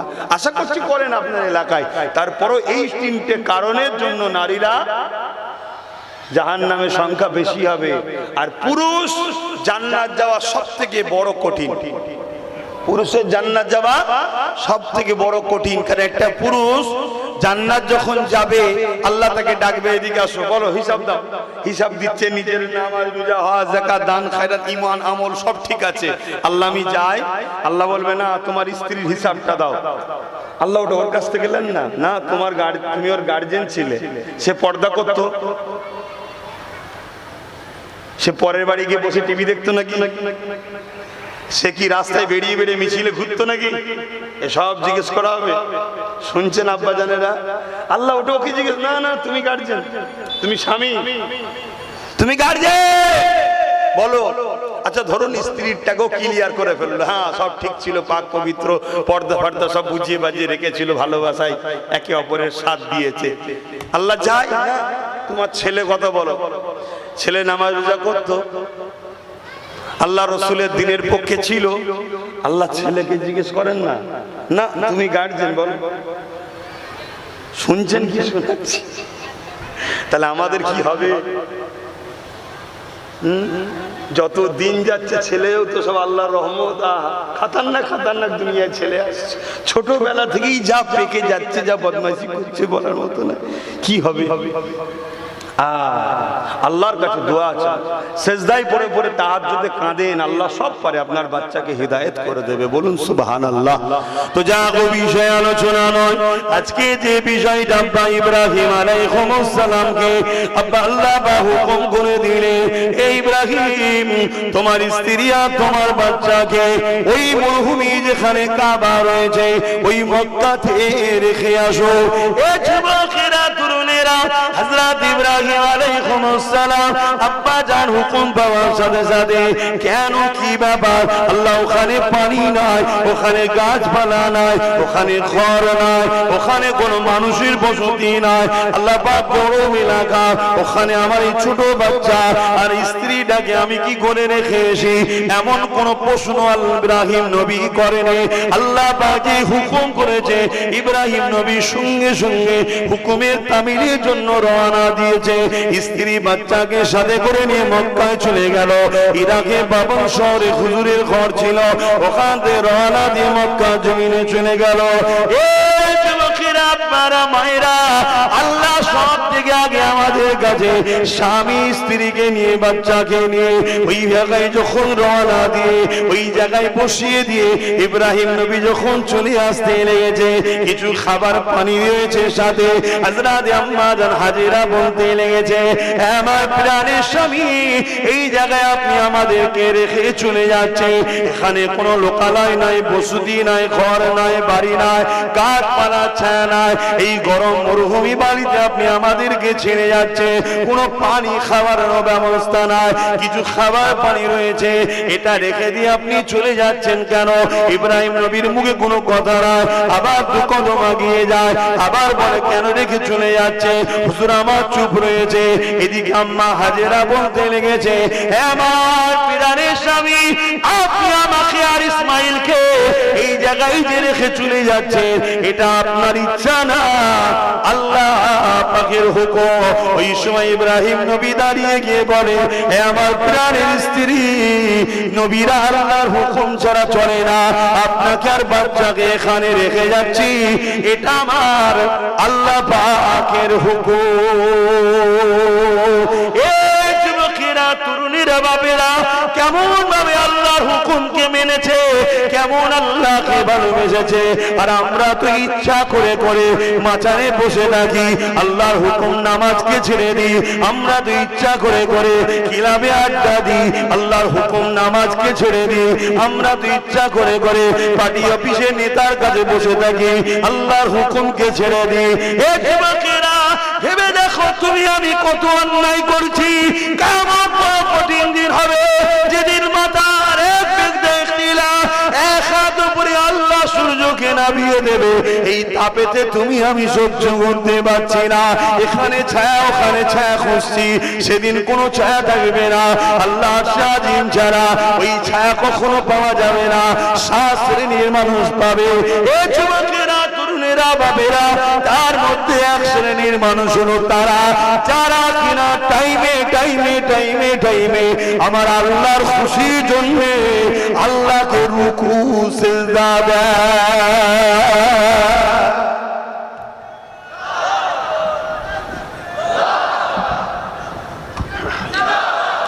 আল্লাহ, আমরা মানুষ দুর্বল, কখনো হয়তো ঘুম ভাঙে নে ফজর বেলা, এ যুবক তবু আলাদা কথা, কিন্তু কাজা পড়ে নেবে। কখনো এমন জায়গায় সফরে ছিলে, গাড়িতে নামাজ পড়ার উপায় নেই, তাও ছেড়ে দিলাম, নাচারের কথা, আল্লাহ বড় দয়ালু, মাফ করে দেন। কিন্তু আমার যুব ভাইগুলো দেখেছি, বোনগুলো দেখি ইচ্ছা করে বসে আছে, ইচ্ছা করে। নিজেকে একবার প্রশ্ন করবে না, তোমাকে কে দুটো হাত দিল, কে দুটো পা দিল, কে দুটো চোখ দিল, কত ভালোবাসে, সেই আল্লাহর জন্য যাও না, কিছুই দিন নাও জানো। শুধু বাংলাতে বলো, আল্লাহ নামাজ পড়তে এসছি, ইমামকে ইক্তেদা করে কাবার দিকে মুখ করে তোমায় সেজদা করবো, আল্লাহু আকবার। ইমাম যা করছে তাই করে, ইমাম যা করছে তাই করে, দেখে দেখে দেখে দেখে। আর সুবহানাল্লাহ সুবহানাল্লাহ সুবহানাল্লাহ, এই তাসবিহটা তো জানো, এটাই পড়ো না। আর আস্তে আস্তে শিখে নাও। প্রতিটা মসজিদে শিক্ষা কেন্দ্র তৈরি করুন, বয়স্কদের জন্য বা যারা শেখেনি তাদের জন্য শিক্ষা কেন্দ্র তৈরি করুন। সপ্তাহে 1 দিন হোক বা 2 দিন হোক, সেই জায়গায় সবাই এসে বসুন, ইমাম সাহেবের কাছে বসে নামাজের দোয়া, দরুদ, মাসলা মাসাইল গুলো শিখুন। বিরাট বুখারী, মুসলিম, আবু দাউদ, নাসাই পড়তে হবে না। কথা বুঝে আসছে? ও যারা আলেম হচ্ছে, যারা দ্বীনের খেদমতের জন্য বড় ডিউটি আছে, সে আছে। আপনারা এতটুকু সপ্তাহে 1 ঘন্টা বার করতে পারছেন না আল্লাহর জন্য? আর অথচ কাল যদি মৃত্যু হয়ে যায়, এবার কি হবে? কেউ তো আপনার কথা মনে রাখবে না, কেউ আপনার কবরের ধারে 2 দিন পরে যাবে না। অতএব আসুন বাপেরা, মায়ের বাপেরা, ভাইরা, নিজেরা শিখুন। শিখে গিয়ে আবার নিজের মাকে, নিজের স্ত্রীকে, নিজের বাচ্চাকে আপনি শিখান, আবার আপনি উস্তাদ হয়ে গেলেন। কথা বুঝে আসছে? ইসলামের সিস্টেম এটা। তো সেই জায়গায় ইমাম সাহেবের কাছে বসে শিখুন এবং ইমামকে কিছু পারিশ্রমিক দিলেন। যদি 100টা ছেলে বা 100টা বাপ গ্রামে শিক্ষা অর্জন করে ইমাম সাহেবের পিছনে, আর মাসে যদি 200 করে টাকা দিই ইমামের মাইনে, আমি ইমামের কাছে শিখবো, সপ্তাহে 5-6 দিন কি 8 দিন ক্লাস নেবো, আমি ক্লাস করবো, ইমাম আমাকে 8 দিন শিখাবে, মাসে 200 টাকা দেবো। এত কম পয়সা দিয়ে দিন শিখার জন্য কথা বলছি। তাহলে এইভাবে যদি 100টা লোক হয়, তাহলে ইমামের মাইনে 20,000 টাকা মাসে হচ্ছে। তাহলে ইমামকে কোনো বেঈমান কাফেরের কাছে ভিক্ষা চাইতে হবে? আর ইমামকে ভিক্ষা দেশে কাফের কোরআনের বিরুদ্ধে বলবে, ইমাম চুপ করে বসে আছে, ইমামের পিছনে নামাজ হবে? তাহলে কোথায় ধর্মটাকে নিয়ে যাচ্ছি আমরা? আসুন নিজেরা বাবুন, নিজের গ্রামের মসজিদের ইমাম, আল্লাহর ঘরের মেহমান, আল্লাহর ঘরের খাদেম, সে তার সম্মান করুন। আসুন 100টা ছেলে, 100টা বাপ প্রতিজ্ঞাবদ্ধ করেন, সপ্তাহে 2 দিন করে ক্লাস করাবে ইমাম সাহেব, মাসে 8 দিন হচ্ছে। কথা বুঝে আসছে? এই 8 দিন তিনি আমাকে নামাজ রোজার মশলা মশাইল শিখাবে। আমি মাসে 200 টাকা, বছরে 12 দুগুণে 2400 টাকা বা 2500 টাকা ধরুন দেবো। এতে কি হবে? আমার ইমামও সম্মানিত হবে। একটা ইমাম যদি ভালো জামা পরে আপনাদের বুক ফেটে যাবে? একটা ইমাম যদি ভালো গাড়ি মোটরসাইকেল চেপে বেড়ায় আপনাদের বুক ফেটে যাবে? এ তো গর্ব হওয়া দরকার, আমার ইমাম যাচ্ছে। অন্যান্য ধর্মের ধর্মগুরুরা কিভাবে যাচ্ছে দেখছো না? তাদের পিছনে সিকিউরিটি ফোর্স আগে পিছু সব যাচ্ছে, কি ভিআইপি। আর তোমার ইমাম ছিঁড়া জামা গুটিয়ে সাইকেলে করে ক্যাচ কুচ করে যাচ্ছে। কেন? কপাল ফাটা। মুসলমান আজকে ধ্বংস। এবার এই সুযোগে ইমামের ফায়দা নিচ্ছে যারা ইসলামের দুশমন। ইমামকে বলছে তোকে কিছু টাকা দেবো, তুই শুধু আমার বিরুদ্ধে বলবি না, গ্রামকে আমার দিকে রাখবি। ইমাম ভাবছে আমি কি করবো, আমার তো পেটের জ্বালা আছে, না ছাড়ে চলে যাচ্ছে। এর জন্য ইমামও যেমন দোষী, আমরা দোষী নয়। কি গো, আমার কথাটা কষ্ট পেয়েছেন নাকি? বলুন। বলবো না তাহলে কেন? আপনারা জলসা বন্ধ করে দিলে আমি বা খাবো কি করে? তখন কালকে আমাকে আবার সাইকেলে ঘুরতে হবে ক্যাচ কুচ করে। এটা ভাবছেন নাকি? তকদিরে যদি খোদা জুতো লিখে রাখে, তকদিরে যদি খোদা যদি জুতো লিখে রাখে, সে আমেরিকার প্রেসিডেন্টও যখন বক্তব্য হয় জুতো তার গালে পড়ে। দেখেছেন না? দেখেন। আর তকদিরে যদি খোদা সম্মান লিখে রাখে, ওমর ফারুক মরুভূমির বালিতে শুয়ে আছে, হুজুরকে মারার জন্য যে এসেছে তরোয়াল তুলেছে। বাবা রাসূলুল্লাহর ব্যাপারটা তো অনেক বড়, নবীর সঙ্গে কারো তো তুলনা হয় না। নবীর একটা ছাত্রের কথাই বলছি, এসে অবাক, আরে অর্ধেক পৃথিবী সায়েন্সা গাছতলায় বালিতে শুয়ে আছে। এই রকম লোকের আন্ডারে যদি আমরা থাকি, আমরাও বড় নিরাপদে থাকবো। এ হারামখোর নয়, এ চোর নয়, জনগণের ঝেড়ে খাইনি। কথা মাথায় ঢুকছে? সে মারতে এসেছিল, মারা তো দূরের কথা, নিজেকে হুজুরের গোলাম বানিয়ে দিয়েছে। জোরে বলুন সুবহানাল্লাহ। আর যদি তকদিরের জুতো লেখা থাকে কি হবে? দেখছেন না আমেরিকার প্রেসিডেন্ট? দেখেছেন না? দেখেন না? বলুন। এখন তো সব অনেক নেতারা বক্তব্য দিবার সময় এই বিশাল ঘিরে দেয়, এই এখানে কেউ আসবে নি। কেন? ভয়ে। কেউ যদি জুতো ছোড়ে, কেউ যদি ইট মারে, কেউ যদি বন্দুক দিয়ে মেরে দেয়, ভয়ে। কেন? সব হারাম করতো, গরিবকে লুটেছে, জানে একটা ভয় আছে। অনেককে কষ্ট দিয়েছে, অনেকের ঘর উজাড় করে দিয়েছে, অনেকের মা বোনদের ইজ্জত লুটেছে। সব 2 নম্বর হয়ে বসে আছে। তো ওই জন্য বিশাল ঘিরে দিয়ে ওই সেই ঢালাই রাস্তার ওখান থেকে লোক বসবে, এতটা ঘিরে রাখো, এখানে কাউকে ঢুকতে দেবে না। এই হোক, আমি ভুল বলছি? কেন? যাক, আমি অন্যদিকে আবার চলে যাচ্ছি। মাঝে মাঝে একটুখানি সজাগ করছি, অসুবিধা হচ্ছে। তাহলে আব্বাজানের দিকে আবার ফিরে আসি। তাহলে আব্বাজান কি বললো? তোমাকে আমি রেখে যাচ্ছি, আল্লাহর হুকুম। কোথায়? মরুভূমি এলাকা, ঘর নাই, বাড়ি নাই, দোন নাই, পানি নাই, খাবার নাই, কিছু নাই, গাছপালা নাই, কেউ নাই। এই কথা যেই শুনলো আম্মা হাজেরা হুজুর কি বলেছিলেন? তোমার কোনো কাণ্ড জ্ঞান আছে? আল্লাহ বলেছে তুমি আমায় রেখে চলে যাচ্ছ, এরম বলেছিল নাকি? বলবেন তো কি বলেছিল? এ কথাই বলেছিল। আহা, মা যেমন বাপ তেমন সন্তান তো তেমনই হবে। মা আম্মা হাজেরা বলেছিল, আমার প্রাণের স্বামী, আমি নিশ্চিন্তাই হলাম, আপনি নিশ্চিন্তাই যান।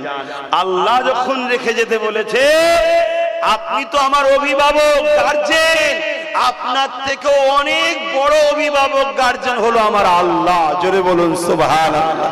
আরো জোরে বলেন। তা আমাদের কি গার্জেন আল্লাহ নয়? আমাদের কি অভিভাবক আল্লাহ নয়? কিন্তু আমরা সেই আল্লাহর উপর ভরসা রাখি? আমরা তো কার উপর ভরসা রাখি? তো মুখের কথা, দিল ভরসা রাখে অন্যজনের উপরে। অনেক মুসলমান তো বলে, আরে খেতে পাচ্ছিস, এ ছিল বলে খেতে পাচ্ছিস, ও আছে বলে খেতে পাচ্ছিস, ও দেয় বলে খেতে পাচ্ছিস, বলে না? বলে না? আমাদের গার্জেন অভিভাবক হলেন আমাদের আল্লাহ। আল্লাহ যদি তোমাকে পানি খেয়ে পরীক্ষা নিয়ে খুশি হয়, তোমাকে মেনে নিতে হবে।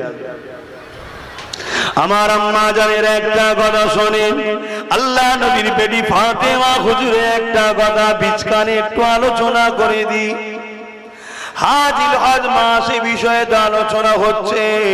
একটা আম্মা জান ফাতেমা হুজুরের কথা মনে পড়েছে, তুই বলবো হাত তুলে বলুন, বলবো মারহাবা মারহাবা। এটাই তো আনন্দ, এটাই তো ঈমান, যে হাইরে হাইরে হাইরে নবীর বেটির কথা শোনার জন্য আমরা পাগল।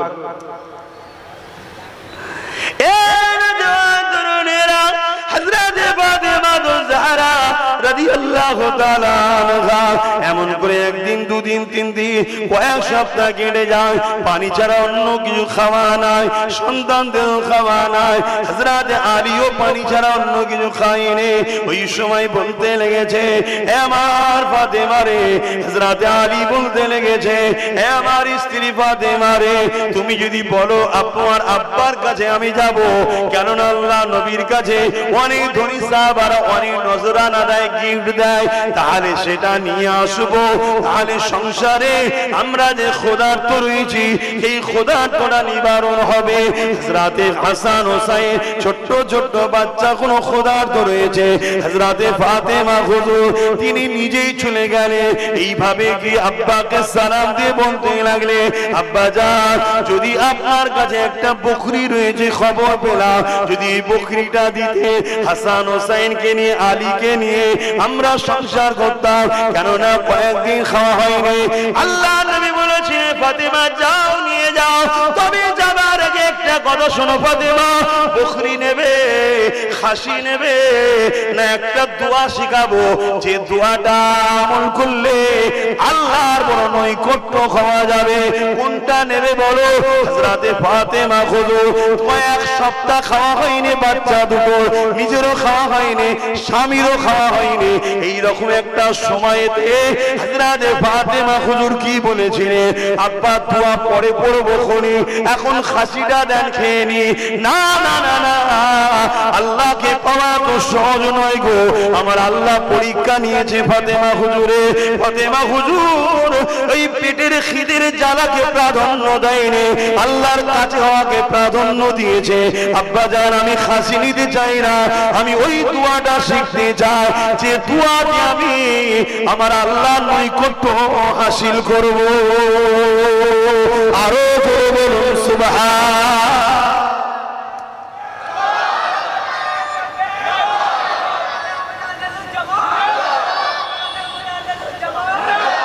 আজকের বাজারে বাইরে বেরোলে কাজ নাই এমন হতে পারে না, কিছু না কিছু মানুষ ঠিক করে ডেলি 100, 200, 300 টাকা ইনকাম হালাল করতে পারবে, ঠিক না বেটা? এতে না একটু ডাল ভাত হবে, গোশ মাছ নয় হবে না, ডাল ভাত হবে।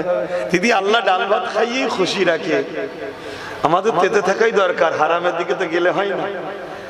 ফাতেমা হুজুরের আদর্শ দেখুন, আর আমাদের আম্মা বোনগুলোর আদর্শ দেখুন। পর্দা তুলে দিয়ে লাইন দিয়ে হারামের টাকা লিবার জন্য সব লাইন দিচ্ছে, এই সমাজে হচ্ছে না, হয় না? আর ইবলিসের চালা, দাজ্জালের চালা, তারাও তো রেডি হয়ে আছে। কেন? তারা জানে, মন দিয়ে শুনবেন কথা কোনকে, পুরুষদের দোয়া কবুল হওয়া এখন বড় অসম্ভব। কেন? পুরুষরা চায়ের দোকানে বসে, পুরুষরা বন্ধুর সঙ্গে মাচানে বসে, 10টা বন্ধুর 10 ধরনের ইনকাম, কার ইনকাম কেমন কে জানে। বন্ধু বললে 1 কাপ চা খানা রে, একটু ঝালমুড়ি লিয়াই তো, পুরুষ মানুষ খেয়ে ফেললো, ঠিক না বেঠিক গো? যার পেটে হারাম খাদ্য চলে যায় তার দোয়া কবুল হয়? জোরে বলেন। পুরুষদের দোয়া কবুল হয় এখন মুশকিল হয়ে গেছে। এটা ইবলিসের চেলারা জানে না, জানে না, কিন্তু ইবলিসের চেলারা জানে নারীদের দোয়া কিন্তু এখনো কবুল হয়। কেন? পুরুষ যদি হারাম ইনকাম করে নিয়ে এসেও মা বোনেদের খাওয়ায়, এর জন্য এই পুরুষ দোষী হবে, মা বোনেদের অসুবিধা নাই। কেন? মা বোন হচ্ছে তাদের আন্ডারে, শুনছেন? তা এই শয়তান হারামখোরগুলো আমাদের বেটিগুলোকে এক তো বেপর্দা করছে, আমাদের মা গুলোকে এক বেপর্দা করছে, আর একদিক দিয়ে হারাম পয়সা দিয়ে তার ইনকামে জড়িয়ে তার দোয়া আমল ইমানকে বরবাদ করার প্ল্যান করছে। আর আমাদের মায়েরা ভাবছে, আরে আমাদের কত দরদি। মারে, শয়তান কখনো দরদি হয় না, শয়তান ছদ্মবেশে আসে তোমার ইমানকে লুটার জন্য, শয়তান ছদ্মবেশে আসে তোমার ইমানকে শেষ করার জন্য, তোমার আমলকে বরবাদ করার জন্য। হযরতে খাতুনে জান্নাত যদি তোমাদের মডেল হয়, মা শিক্ষা লাও, শিক্ষা লাও। আর না হয় এমন একটা দিন আসবে তোমার এই হারামের ভিক্ষা খেয়ে খেয়ে খেয়ে খেয়ে খেয়ে তোমার ইজ্জত দিয়ে তোমাকে ঋণ শোধ করতে হবে। কথা কি কষ্ট দিচ্ছে নাকি? একটু আওয়াজ দেবেন, কষ্ট দিচ্ছে? হ্যাঁ, যদি কষ্ট লাই দূরে থাকবেন। প্রতিটা মায়েদের উচিত ভিক্ষা না নিয়ে এই কথা বলা, আমার বাচ্চা শিক্ষা চায়, আমার বাচ্চার কর্মসংস্থান চাই, আর আমার বাচ্চা জান্নাত আমার পায়ের তলায়। তুই যা ইনকাম করবি তোর মায়ের হাতে দিবি। শুনছেন না? শুনে না, লোভ এমন একটা জিনিস, এই লোভেতেই মানুষ শেষ। আল্লাহ আমাদেরকে হিদায়েত করেন, বলুন আল্লাহুম্মা আমিন। আচ্ছা বলুন, এসব কথা বললে আমার কমই তো আমাদের উপরে খেপে যাবে নাকি? হ্যাঁ, কম খেপে যাবে না? যাবে না? যারা ইমানদার তারা খেপবে না, যারা মুনাফিক তারা খেপে যাবে বাপ। আর শয়তান ও শয়তানের চেলাগুলো তো সে তো দিন রাত খেপে আছে, তার খেপাতেই কি আর না খেপাতেই কি, ও সবাই ধার ধরি না কেন? আমার জানা আছে আমার ইমামে আজম আবু হানিফা, আমি আবু হানিফা হুজুরকে মানি, জানেন তো নাকি? আপনারাও মানেন তো? চারটে ইমাম শাফি, ইমামে মালিক, ইমামে হাম্বল, ইমামে আজম নুমান বিন সাবিত, আবু হানিফা, অর্থাৎ চারটে শিক্ষক, চারজনই কোরআন হাদিস দ্বারা মানুষকে শিখিয়েছে, অন্য কিছু শিখায়নি। কথা বুঝে আসছে? চারজনই কোরআন হাদিস শিখিয়েছে। তা আমি যে শিক্ষককে ধরেছি তিনি হলেন ইমামে আজম আবু হানিফা নুমান বিন সাবিত রাহমাহুল্লাহ হুজুর। কথা বুঝে আসছে? সময়ের শাসক, তিনাকে জেলে দিয়ে কষ্ট দিয়ে বিষ খাইয়ে শহীদ করে দিয়েছে। আমি জানি ইমামে মালিক হুজুরকেও জেলের মধ্যে প্রতিদিন 100টা করে বেতের আঘাত করা হতো। বেতের আঘাত খেতে খেতে খেতে খেতে ইমামে মালিক হুজুর শহীদ হয়ে গেছে। আমি জানি ইমাম বুখারী হুজুরের উপরে সময়ের শাসক অনেক অত্যাচার করেছিল। ইমাম বুখারী বুখারা ছেড়ে দিয়ে চলে যেতে বাধ্য হয়েছিল। আমার জানা আছে, আমি জেনেই হক কথা বলছি। আমার সঙ্গে অনেক খারাপ ব্যবহার হতে পারে, জুলুম হতে পারে, আমি জেনে শুনেই রাজি, কেন আমি প্রস্তুত। আল্লাহ যদি আব্বাস সিদ্দিকীকে দুনিয়ায় কষ্ট দিয়ে দিয়ে খুশি হয় আখিরাতে জান্নাত দেয়, ওই কষ্টকে খুশি মনে মেনে লিয়াটাই হবে ঈমানদার মুমিনের কাজ। আমি জানি ইমামে হোসাইন হুজুর যে ঘোড়ায় পেটে কারবালার ময়দানে গিয়েছিল, ওই ঘোড়ার পায়ের জুতো, ঘোড়ার পায়ের ধুলো হতে পেরেছি কি আমি জানি না, তবে আমার ইমাম এত বড় সম্মানীয়, তিনাকেও কারবালার মাঠে হকের পক্ষে কথা বলার জন্য শহীদ হতে হয়েছে। ইমাম হুজুরের নামাজ ছিল না, রোজা ছিল না, দাড়ি টুপি ছিল না, পাগড়ি জুব্বা ছিল না। আমরা অনেকে মনে করি বাবা নামাজ পড়ে নিয়েছি, হজ করে নিয়েছি, মিটে গেছে। ইমাম হোসাইনের হজ ছিল না। ইসলাম নামাজ, রোজা, দাড়ি টুপি, হজ এগুলো ইসলামের মধ্যে আছে, আমিও জানি, কিন্তু এগুলো অনেক পরের বিষয়। ইসলামের প্রথম বিষয় হচ্ছে অন্যায়কে মিটাও, ন্যায়কে প্রতিষ্ঠিত করো। জোরে বলুন সুবহানাল্লাহ। এই অন্যায়কে মিটাতে গিয়ে যদি তোমার অর্থ লাগে অর্থ দাও, জান লাগে জান দাও, তার বিনিময়েই তো আল্লাহ বলছে জান্নাত দেবো। জোরে বলুন সুবহানাল্লাহ। আমরা তো কোরআনের ওই একটা আয়াতকেই যদি নিতে পারতাম যে তোমরা আমার রাস্তায় জান মাল দাও, তার বিনিময়ে জান্নাত নাও, তাহলে পৃথিবীর সবথেকে শক্তিশালী, ক্ষমতাশালী, ইনসাফ করে সর্বদিক দিয়ে কামিয়াবি তো আমরা হতাম। কিন্তু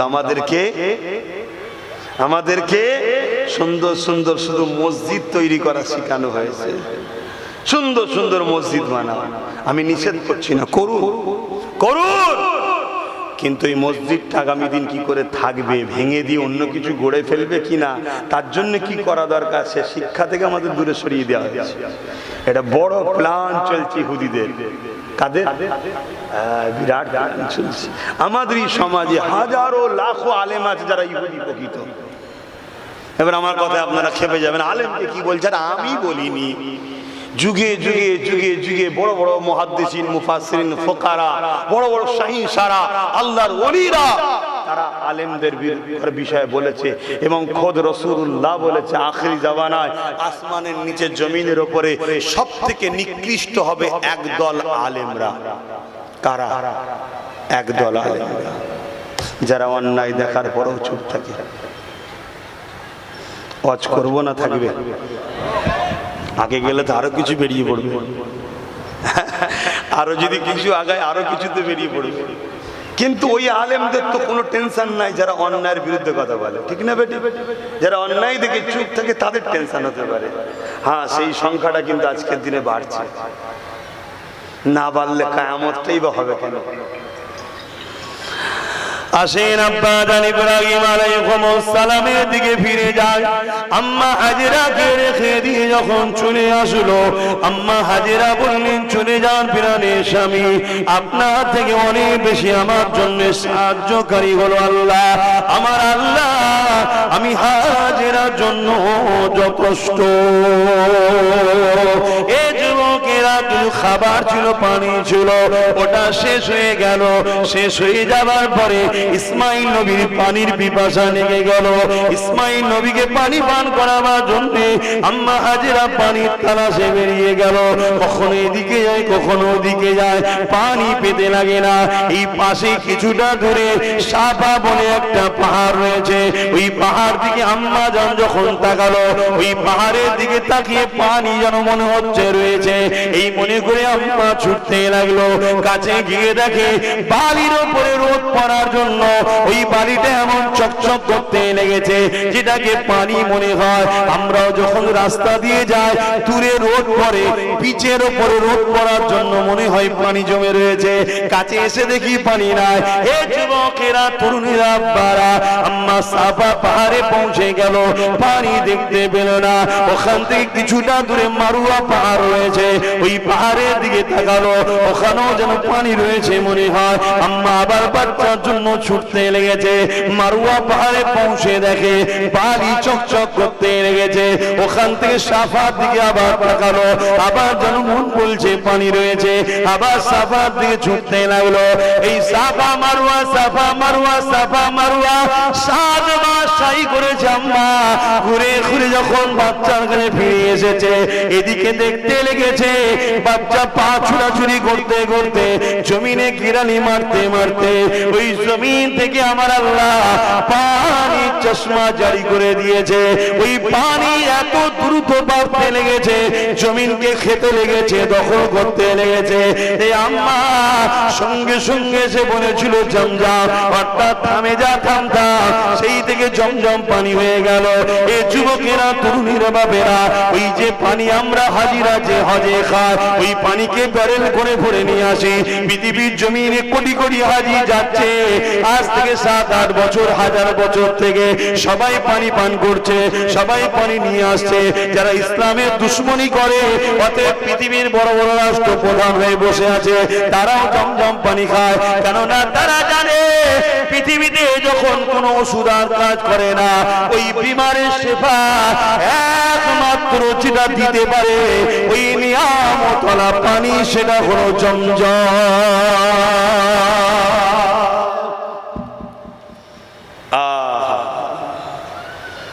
শুধু আমাদেরকে গোলাম বানাবে বলি ইসলামের উপরে জুলুম, অন্য কিছু নয়। সবাই জানে ইসলাম শব্দ শুনছেন, কিন্তু ইসলামে গোলামি প্রথা চলে না। আর গোলাম যদি না বানাতে পারে, তাহলে ফেরাউন হবে কি করে, নমরুদ হবে কি করে? তাহলে আম্মা হযরত ইসমাইল হুজুরের গিরালি থেকে পানি বেরিয়ে গেল। আল্লাহ আম্মা জান কি বলেছিলেন? আল্লাহ যথেষ্ট। কি যথেষ্ট তো নাকি? পানি কে বার করছে? জোরে বলেন আল্লাহ। এই যে সাফা মারোয়ায় আম্মা ছুটেছিল, আমাদেরকেও ছুটতে হয়, জানেন তো? আচ্ছা, ও বিষয়ে পরে আলোচনা করছি। সময় থাকলে হজে যা কিছু আমরা করি সব ইব্রাহিম নবী, ইসমাইল নবী আর আম্মা হাজেরা হুজুরের স্মৃতি বানাই। আর সাথে সাথে আরাফাতে আব্বা জান আদম আর আম্মা হাওয়া আলাইহিস সালামের মিলনের জায়গা, এক জায়গায় হওয়ার জায়গা, দোয়া কবুলের জায়গা। এই সব নবীদেরই স্মৃতি নিয়ে হজ, নবীদের স্মৃতি নিয়েই হজ। 5 লাখ 10 লাখ টাকা খরচ করে গিয়ে নবীদের স্মৃতি আমরা বানাই। আর এখানে আমরা 50-1 লক্ষ টাকা দিয়ে নবীর স্মৃতি বানালে অনেক লোকের সমস্যা হয়। আছেন না? না, ভাবতে হবে এরা কারা, ভাবতে হবে, না ভাবলে ক্ষতি হয়ে যাবে। তো বাপজানেরা, ভাইরা, মায়েরা, বোনেরা, হযরতে আম্মা জান হাজেরা হুজুর এসে দেখলেন পানি, খুশি হয়ে গেলেন, বাচ্চাকে পানি পান করালেন, নিজে পানি পান করলেন। আল্লাহর রহমতের পানি, আল্লাহর কুদরতি নিদর্শন। এটা জমজম হলো আল্লাহর কুদরতি একটা নিদর্শন।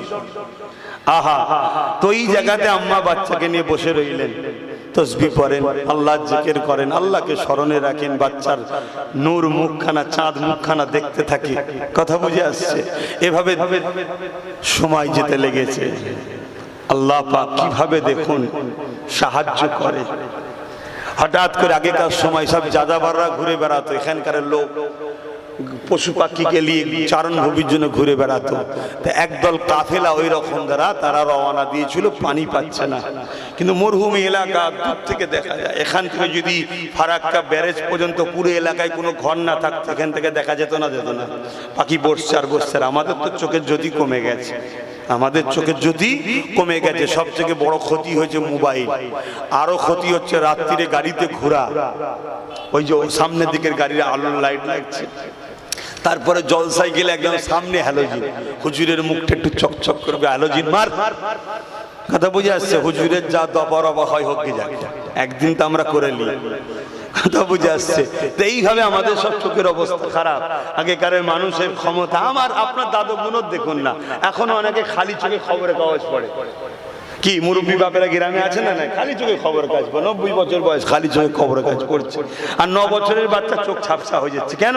ছোটবেলা থেকে মোবাইল। ভারতবর্ষে একটা মহামারী আসছে, সতর্ক হন, সতর্ক হন, সাবধান করছি। বাচ্চা কোনো ভবিষ্যৎ নষ্ট করবেন না। চোখ ঘোলাটে হয়ে যাচ্ছে, অন্ধ হয়ে যাচ্ছে, যার কারণ হচ্ছে মেডিকেল বলছে মোবাইল। দিন রাত বাচ্চা কোনো মোবাইলে পড়ে আছে। আমি বারবার বলে আসছি, মোবাইল দেন নে, বাচ্চাদের হাতে খাতা পেন বই দেন, বাচ্চাদের হাতে খাতা পেন বই দেন, মোবাইল দেন নে। শুনছেন না, আবার অনেকে শুনছে, আলহামদুলিল্লাহ। আবার সতর্ক করছি, মোবাইল বাচ্চাদের হাতে দেবেন না, দেবেন না, দেবেন না। 2 দিন কাঁদবে, 3 দিন কাঁদবে, 4 দিন কাঁদবে, ঠান্ডা হয়ে যাবে। আর যদি দেন, যদি চোখ দুটো নষ্ট হয়ে যায়, আরে ছেলেরা খবরদার মোবাইলে হাত দেবে না। বারবার বলছি, খবরদার মোবাইলে হাত দেবে না। মোবাইল প্রয়োজনের জন্য ব্যবহার করুন, প্রয়োজনের জন্য ব্যবহার করুন, অন্য কোনো কারণে ব্যবহার করেননি। তো যাক, আমি যে কথা বলছিলাম, আম্মা জান হাজেরা হুজুর বসে রয়েছে, আর ওই কাফেলা পানি খুঁজছে। আর পানি যেখানে থাকবে সেখানে পাখিও থাকে, ওঠে নামে, পান করে। তো দূর থেকে ওই কাফেলা সর্দার দেখতে পেয়েছে যে ওইখানে একটা পাখি উঠানামা করছে, একদল পাখি। বললো চলো, ওইদিকে মনে হচ্ছে পানি আছে। সবই কার ইশারায় হচ্ছে? জোরে বলবেন আল্লাহ।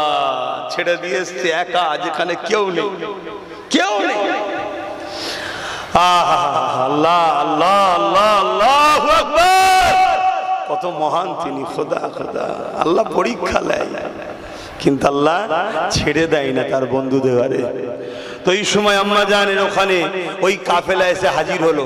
এসে দেখছেন আম্মা জান পর্দা নিশিনা আবেদা মহিলা, বাচ্চাকে কোলে করে নিয়ে বসে বসে তসবিহ পড়ছে, আল্লাহ আল্লাহ করছে। সর্দার আগিয়ে না এসে তার কন্যাকে পাঠিয়েছে, যাও আদবের সাথে মাকে গিয়ে বলো পানি কি পান করা যাবে। কেন এই কুয়া থেকে বোঝা যাচ্ছে এটা একটা কিছু স্পেশাল ব্যাপার আছে, মাকেই জিজ্ঞেস করো। আম্মাকে এসে বললো, অনেক বড় কথা। আম্মা ইজাজত দিলেন, পানি পান করলেন, তারা সবাই পান করলো, জীব জন্তুকে পান করালো। পানি শেষ হবার তো নয়, আজও চলছে। তখন সর্দার আবার খবর পাঠালো, যান যে বলুন যে আমরা তো এদিক ওদিক ঘুরে বেড়াই, আমরা এখান থেকে যেতে ইচ্ছুক নয়, আমরা এই এলাকাতেই তাবু গাঁটতে চাই, এখানেই থাকতে চাই, এবং আম্মাকে আমাদের কাফেলার সর্দারিনী বানাতে চাই। জোরে বলুন সুবহানাল্লাহ। আমি আমার পদ থেকে রিজাইন দিচ্ছি। আর এখন তো পদের জন্য নবী বংশের বাচ্চাদের গাল দিচ্ছে, এ আছে না? না হারামখোর মুসলমান আছে না? নাই, পদের জন্য গাল দিচ্ছি। হারামখোর গাল দিচ্ছিস কেন? তোর ভালো লাগে তুই তোর মতো কর, সে তার মতো করুক। কিন্তু শয়তান লোভে পড়ে গেছে, হারামখোর জাহান্নামী লোভে পড়ে যে হুঁশ নাই, কাকে গাল দিচ্ছে, কি বলছে। আবার কিছু কিছু কাফের এসে গাল দেয়, আর একদল শুকনো মুসলমান আবার বসে বসে হাততালি দেয়, আছে না? না, হ্যাঁ, এসব হারাম করছে। 1000-এর মধ্যে 999 জন জাহান্নামে যাবে, একজন জান্নাতে যাবে। অত সহজ নাকি? 1000-এর মধ্যে 999 জন জাহান্নামে যাবে, একটা জান্নাতে যাবে। কে কি করছে দেখার দরকার নেই। তুমি যদি আমায় বিশ্বাস করো, পরিবর্তন হও। ভালো হয়ে যাও, ভালো হয়ে যাও। যদি কারো কথা, কোনো অলিদের কথা, অলিদের বাচ্চাদের কথা নিতে না পারো, চুপ হয়ে যাও, তার সাথে বিয়াদবি করতে যেওনি, তার কিচ্ছু হবে না। তোমার মরণটা বেঈমান হালে হবে। যারা আল্লাহ ওয়ালাদের ঘরে বেজার করে তাদের তিন ধরনের মরণ হয়, হাদিস পাক আছে। তিনটে শাস্তি আল্লাহ দেয়। কি? দুনিয়ায় যেখানেই যাবে, যেখানেই যাবে লোক তার ভয়েতে সম্মান করলো, পিছনে কিন্তু সবাই তাকে গালিগালাজি করবে। কথা মাথায় ঢুকছে? সম্মানের নজরে কেউ দিল থেকে তাকে দেখবে না, একটা। দ্বিতীয় হলো আকাশ ছোঁয়া বাড়ি থাকলো সে বলবে আমার নেই, আরো দরকার, আরো দরকার, আরো দরকার, আরো দরকার। এই আঁচড়াতে আঁচড়াতে আঁচড়াতে আঁচড়াতেই মরে যাবে, ভোগ করতে পারবে না। শুনছেন? মিলিয়ে দেখুন না বাবা। শেষ আল্লাহ নবী বললেন তার মরণটা হবে বেঈমান কাফের হয়ে। কেন? সে আল্লাহ ওয়ালাদেরকে কষ্ট দিয়েছে। তা আপনার বেটাকে যদি কেউ গালিগালাজ করে, ছোট বড় কথা বলে, বলেন আপনাদের কষ্ট হবে না? হবে না? হ্যাঁ কি না বলেন আপনারা? কষ্ট হবে না? হবে না? হবে। হ্যাঁ, ছেলেটাকে গাল দিলি না, হয় ছেলেটা একটুখানি কিছু বলেছিল, গালি দিলি, মনে এটা হচ্ছে বাপ বেটার একটা দরদ আল্লাহর পক্ষ থেকে, ঠিক না বেটি? তা তুমি যদি আল্লাহ ওয়ালাদের বাচ্চাদের ছোট বড় কথা বলো, ওলিয়া উলিয়ারা মরা নাকি? এই মরা সিরাজা কি হুজুর মরা?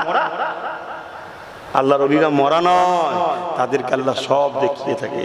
এই যে আমি আজকে তোমাদের এখানে এসেছি, তুমি কি ভাবছো আমি এত সাহস নিয়ে এত এইভাবে ঘুরে বেড়াচ্ছি কেন?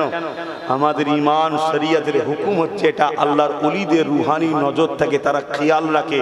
তুমি যেমন তোমার বাচ্চাদের খেয়াল রাখছো, আল্লাহর ওলিরা মরে না, তার বাচ্চা কোথায় যায় না যায় সব খেয়াল রাখে। এই ক্ষমতা আল্লাহ তাদের ঘরে দেয়, জোরে বলুন সুবহানাল্লাহ। কিন্তু ক্ষমতার মালিকটাকে, মালিক আল্লাহ, দেয় কে? আল্লাহ। মাথায় রাখবে। তো ভাইয়ের আমার, যা আমি যে কথা বলছিলাম, কাফেলা রয়ে গেল, আম্মাকে ওই কাফেলার কি বানালো? সরদারিনী। কেন? সম্মানীয় লোক কি সর্দার হতে হয়।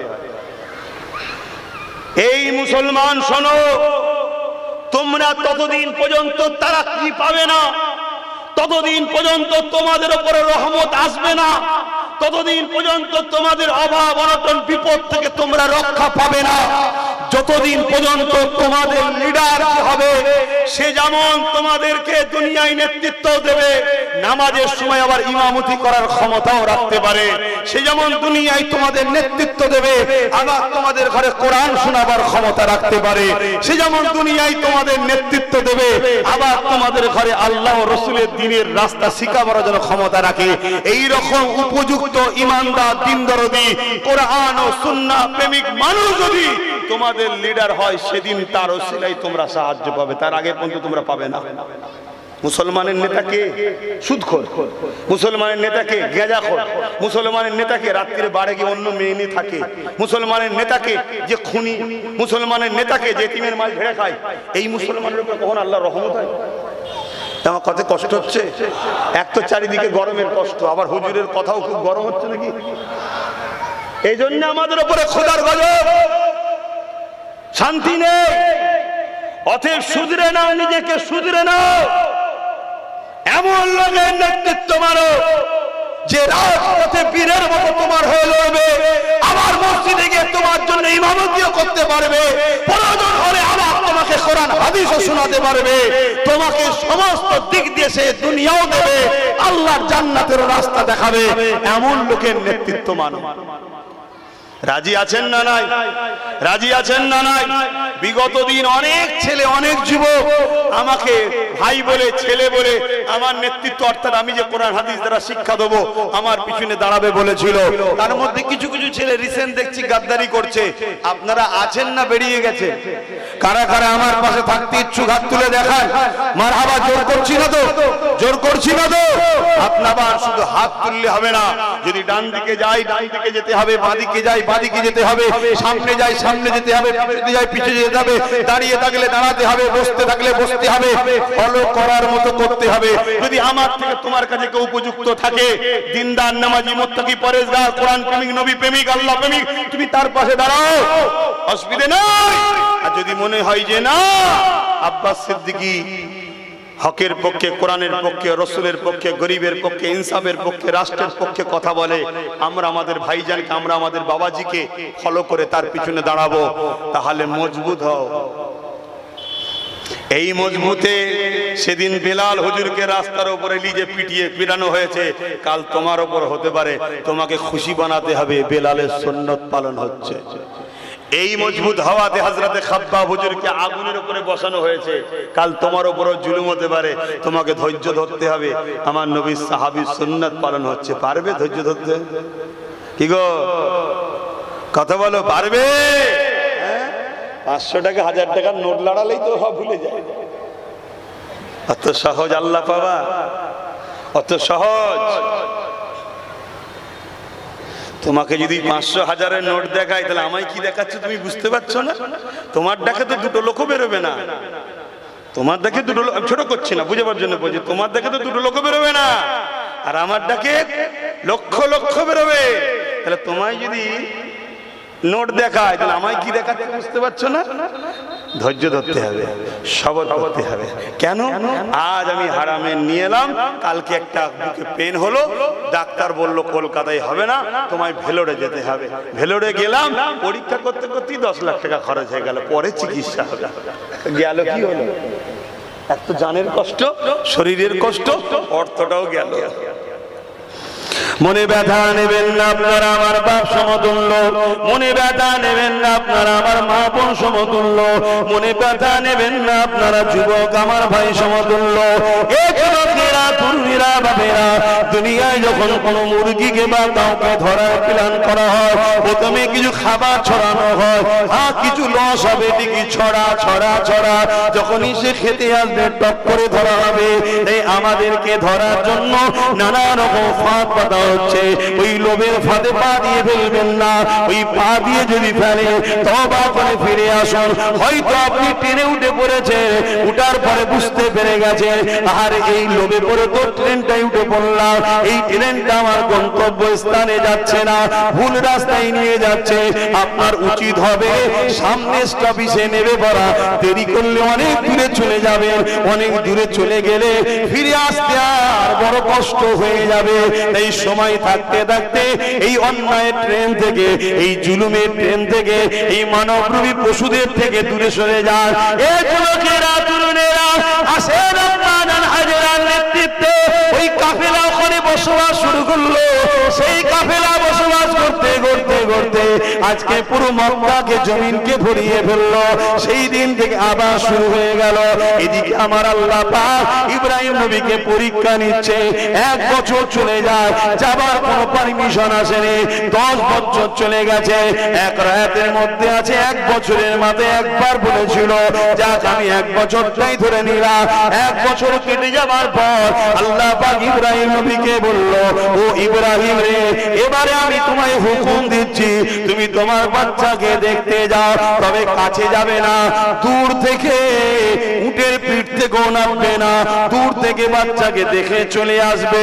বলো তো দেখি, এক পিরানের প্রিয় বাচ্চা স্ত্রীকে 1 বছর পর দেখতে পাবে, আহারে ওই বাচ্চা ফুটফুটে হাঁটবে, আর তুমি দূর থেকে দেখে চলে আসবে। কতটা আল্লাহর প্রেম থাকলে এটাকে সহ্য করা যাবে? এ যুবকেরা, আবার এইভাবে আল্লাহ পাক 10 বছর যখন কম বেশি বয়স হয়ে গেল, আল্লাহ ইজাজত দিয়ে দিল, ও ইব্রাহিম, এবারে তুমি তোমার বাচ্চার কাছে যাও, ওখানে তুমি স্ত্রীর কাছে যাবে, বাচ্চাকে কোলে নেবে থাকবে, আমি আল্লাহ তোমাকে পারমিশন দিয়ে দিলাম। এক কথায় ইব্রাহিম নবী নিজের জানকেও কুরবানি করেছে, নিজের আওলাদকে কুরবানি করেছে, নিজের পরিবারকে কুরবানি করেছে, নিজের জানকে, প্রেমকে, ধন দৌলতকে কুরবানি করেছে। ইব্রাহিম নবী প্রমাণ করে দিয়েছে, দুনিয়ার সব কিছু থেকে, এমনকি নিজের জান, সন্তান, স্ত্রী, পরিবার, ধন দৌলত, সব কিছু থেকে ইব্রাহিমের কাছে আমার আল্লাহর প্রেমটা দামি। এটাই হলো কুরবানি। কিন্তু গরম বাড়ছে, সময়ও হয়ে গেছে। কখন হয়েছে বলবি তোমায়, নামাজ করেই যাচ্ছি। আমার 10টা থাকা করো, 10টা পার হয়ে গেছে। সালাম বাকি আছে, দোয়া বাকি আছে, আবার ওখানে 2টো থেকে জলসা আছে। এই দুপুরে 2টোই কি হবে বলা যায়। তবে এটা কিন্তু পরীক্ষা হচ্ছে, ঠিক না বেটি? 10টা লোক ঘুরছিল এই চনারে, কি বলছে যে একটু বসে দেখি তো। আর এই গরমে তাপে বসা, এটা প্রেমের ব্যাপার ছাড়া অন্য কিছু না। কি বাপ, এটা যে কোনো বসা যে সব সলিড, সব সলিড না। এই তাপে কে বসে থাকবে? এই তাপে কে বসে থাকবে? রাত্রিরে হয় ঠান্ডা থাকে, বাগান টাগান থাকে, চ কি করবি, কাজ কাম তো নেই, সব মলি সাহেব বকছে টুকছে শুনি। কি অনেকে এরকম ভাবে না? ভাবে না? সব মলি সাহেবের বকাটা একটু শুনি। অনেকে আবার ভাবে চনারে দেখি না কেমন ভাবে বকছে আর কেমন করে লোক শুনছে, দেখবি সুবহানাল্লাহ বলবে। আবার মুসলমানরা এরকম খেলা করে অনেকে, কথা বুঝে আসছে? কিন্তু এই যে রোদে সেদ্ধ হচ্ছে, এগুলো কি বসা? এগুলো এখান থেকে হচ্ছে আল্লাহ ও রসুলের প্রেমের টান। এটা জোরে বলুন সুবহানাল্লাহ। তাই আমি আব্বাস সিদ্দিকী পানিতেও জলসা করি, ভিজে ভিজে জলসা হয়। আমি দেখি অনেক লোক পালায়, প্রচুর লোক আবার ভিজে ভিজেই জলসা শোনে। হ্যাঁ, যে পালালো সেও মুসলমান, যে ভিজলো সেও মুসলমান। পার্থক্য কি? কঠিন রোদে এই তোমাদের এলাকা তো গতবারে না তার আগের বছরে মানাই করছে না, গরমকালে যাবই নি, কথা বুঝে আসছে। এবারে শুনলাম পানি টানি হচ্ছে, গতকালকেও নাকি মালদা টাউনে হয়েছে, এই দিকে তো হচ্ছে না, কথা বুঝে আসছে। আমাদের ওখানেও পানি হচ্ছিল না, যেই আমি চলে এসেছি পানি হচ্ছে। জানি না আমার সঙ্গে পানির কি রাগ আছে, আমি ছিলাম বলে হয় না, আবার এখানে এসছে কেন হচ্ছে, কথা বুঝে আসছে। তা আল্লাহ ভালো জানে। এটা একটা আনন্দ করে বলছি। এক আল্লাহর ওলি ছিলেন মেদিনীপুরের টাউনে, যিনার মাজার আছে। পানি হয়নি, লোকজন যে বলেছে হুজুর পানি হচ্ছে না, দোয়া করেন না। তখন উনি বলছে এই আমাকে আল্লাহ পছন্দ করেন, আমি বড় খারাপ মানুষ, আমার কথায় কি আল্লাহ পানি দেবে? যা। তবে যাবার আগে আমার এই কাপড়টাকে ধুয়ে ওই রোদ বেরিয়েছে, রোদে শুকিয়ে দে, যা শুকর দে। তো মুরিদ তো হয়, ধুয়েছে, ধুয়ে নিচে যেই শুকর দিয়েছে সঙ্গে সঙ্গে পানি। বলছে দেখলি আমি কাপড় শুকোচ্ছি, আল্লাহ পানি দিয়ে দিল, আমাকে আল্লাহ ভালোবাসে না, যা চল যা। দরকার কি ছিল ভাই? কি দরকার ছিল? পানি তো। কিন্তু অলিরা ধরা দিতে চায় না, কথা বুঝে আসছে তো। যাক, আমি আর কথা বাড়াবো না। এখন সালাম দেবো, বসে দেবেন না দাঁড়িয়ে দাঁড়িয়ে? কেন দাঁড়িয়ে দেবেন? দলিল কি আছে?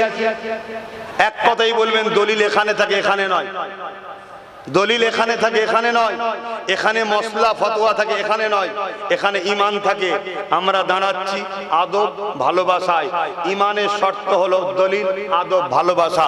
ঈমানের শর্ত আদব ও ভালোবাসা, আর শরীয়তের মাসলা মাসাইলের শর্ত হলো দলিল, কথা বুঝে আসছে? দলিল এখানে থাকে, প্রেম ভালোবাসা এখানে থাকে। আমরা এখান থেকে দাঁড়াই, এখান থেকে নয়। কিছু বুঝাতে পারলাম? কেন আরো কথা আছে, এখান থেকে দাঁড়ায় প্রেম ভালোবাসায়। এরপরও আপনাদেরকে মজবুত হওয়ার জন্য বলে যাচ্ছি, কোরআনে আল্লাহ পাক ইশারাতান দাঁড়াবার কথা বলেছে। ওয়াসাল্লিমু, সালাম দাও, তসলিমা মামানা সবসে আফজাল আলা তরিকে সে তুম লোগ সালাম ভেজো। সব থেকে উত্তম স্টাইলে, উত্তম ভাবে নবীকে সালাম দাও। জোরে বলুন সুবহানাল্লাহ। আদবের দিক দিয়ে সব থেকে উত্তম কোনটা? তাই দাঁড়াই, কোরআনও আল্লাহ বলছে, আর হাদিসে আল্লাহ বা আমার রাসূল বলেছেন দাঁড়াবার কথা। সাহাবারা দাঁড়িয়েছে, তার প্রমাণ আছে। বাবুল আদব কিতাবুল কিয়াম, নবীকে দাঁড়িয়ে দেখে দেখে সাহাবারা দাঁড়িয়ে দাঁড়িয়ে সালাম দিয়েছে। নবীর বেটি নবীকে দাঁড়িয়ে সালাম দিয়েছে। আজও মক্কা মদিনা শরীফে যত কোটি হাজি যায় সবাই দাঁড়িয়েই সালাম দেয়। জোরে বলুন সুবহানাল্লাহ। আসুন আমরা আল্লাহকে দেখিয়ে প্রেম আদবের সাথে নবীকে সালাম দেবো। এ নবী সালাম।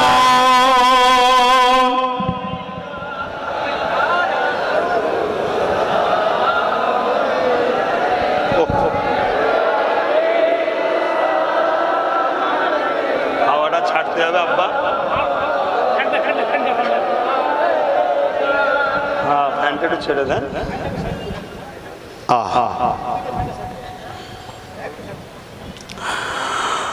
طلع البدر علينا من شنيعة الوداع وجب الشكر علينا ما بدا لله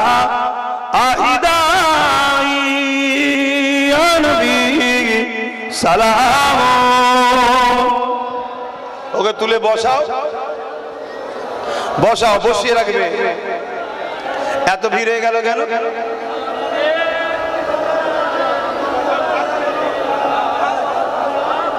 পানি খাওয়াবে না, পানি খাওয়াবে না, পানিটা মুখে হাতে দাও। সবাই সরে যাও পাশ থেকে, সবাই সরে যাও, একজন থাকো আর একজন পানি দাও। পানি কিন্তু খাওয়াবে না, যখন কেউ এরকম পড়ে যায় পানি খাওয়াবেন না। কথা বুঝে আসছে? জন জন ছেলে দুটো কারণে ভুগছে, এক মানসিক রোগে ভুগছে। জন জন ছেলে রাস্তা দিয়ে লোক পার হচ্ছে, হরেন দিচ্ছে, কানে যাচ্ছে না, মানসিক টেনশন। আমি বিশেষ করে মা বোনেদের বলবো, ছেলেদেরকে স্ত্রীকে বেশি টেনশন দেবেন না, এই ছেলেদেরকে স্বামীকে বেশি টেনশন দেবেন না। আছে কানা খোনা ল্যাংড়া যাই হোক, রাস্তায় পার হতে গিয়ে যদি চলেই যাই না, উড়ে যাই গাড়ির তলায়, তখন বুঝতে পারবেন যে কাকে কি বলবে না। জন জন ছেলে বসিয়ে রাখো, ওখানেই বসাই, ছাওয়াতে বস, বস, হাওয়া করো।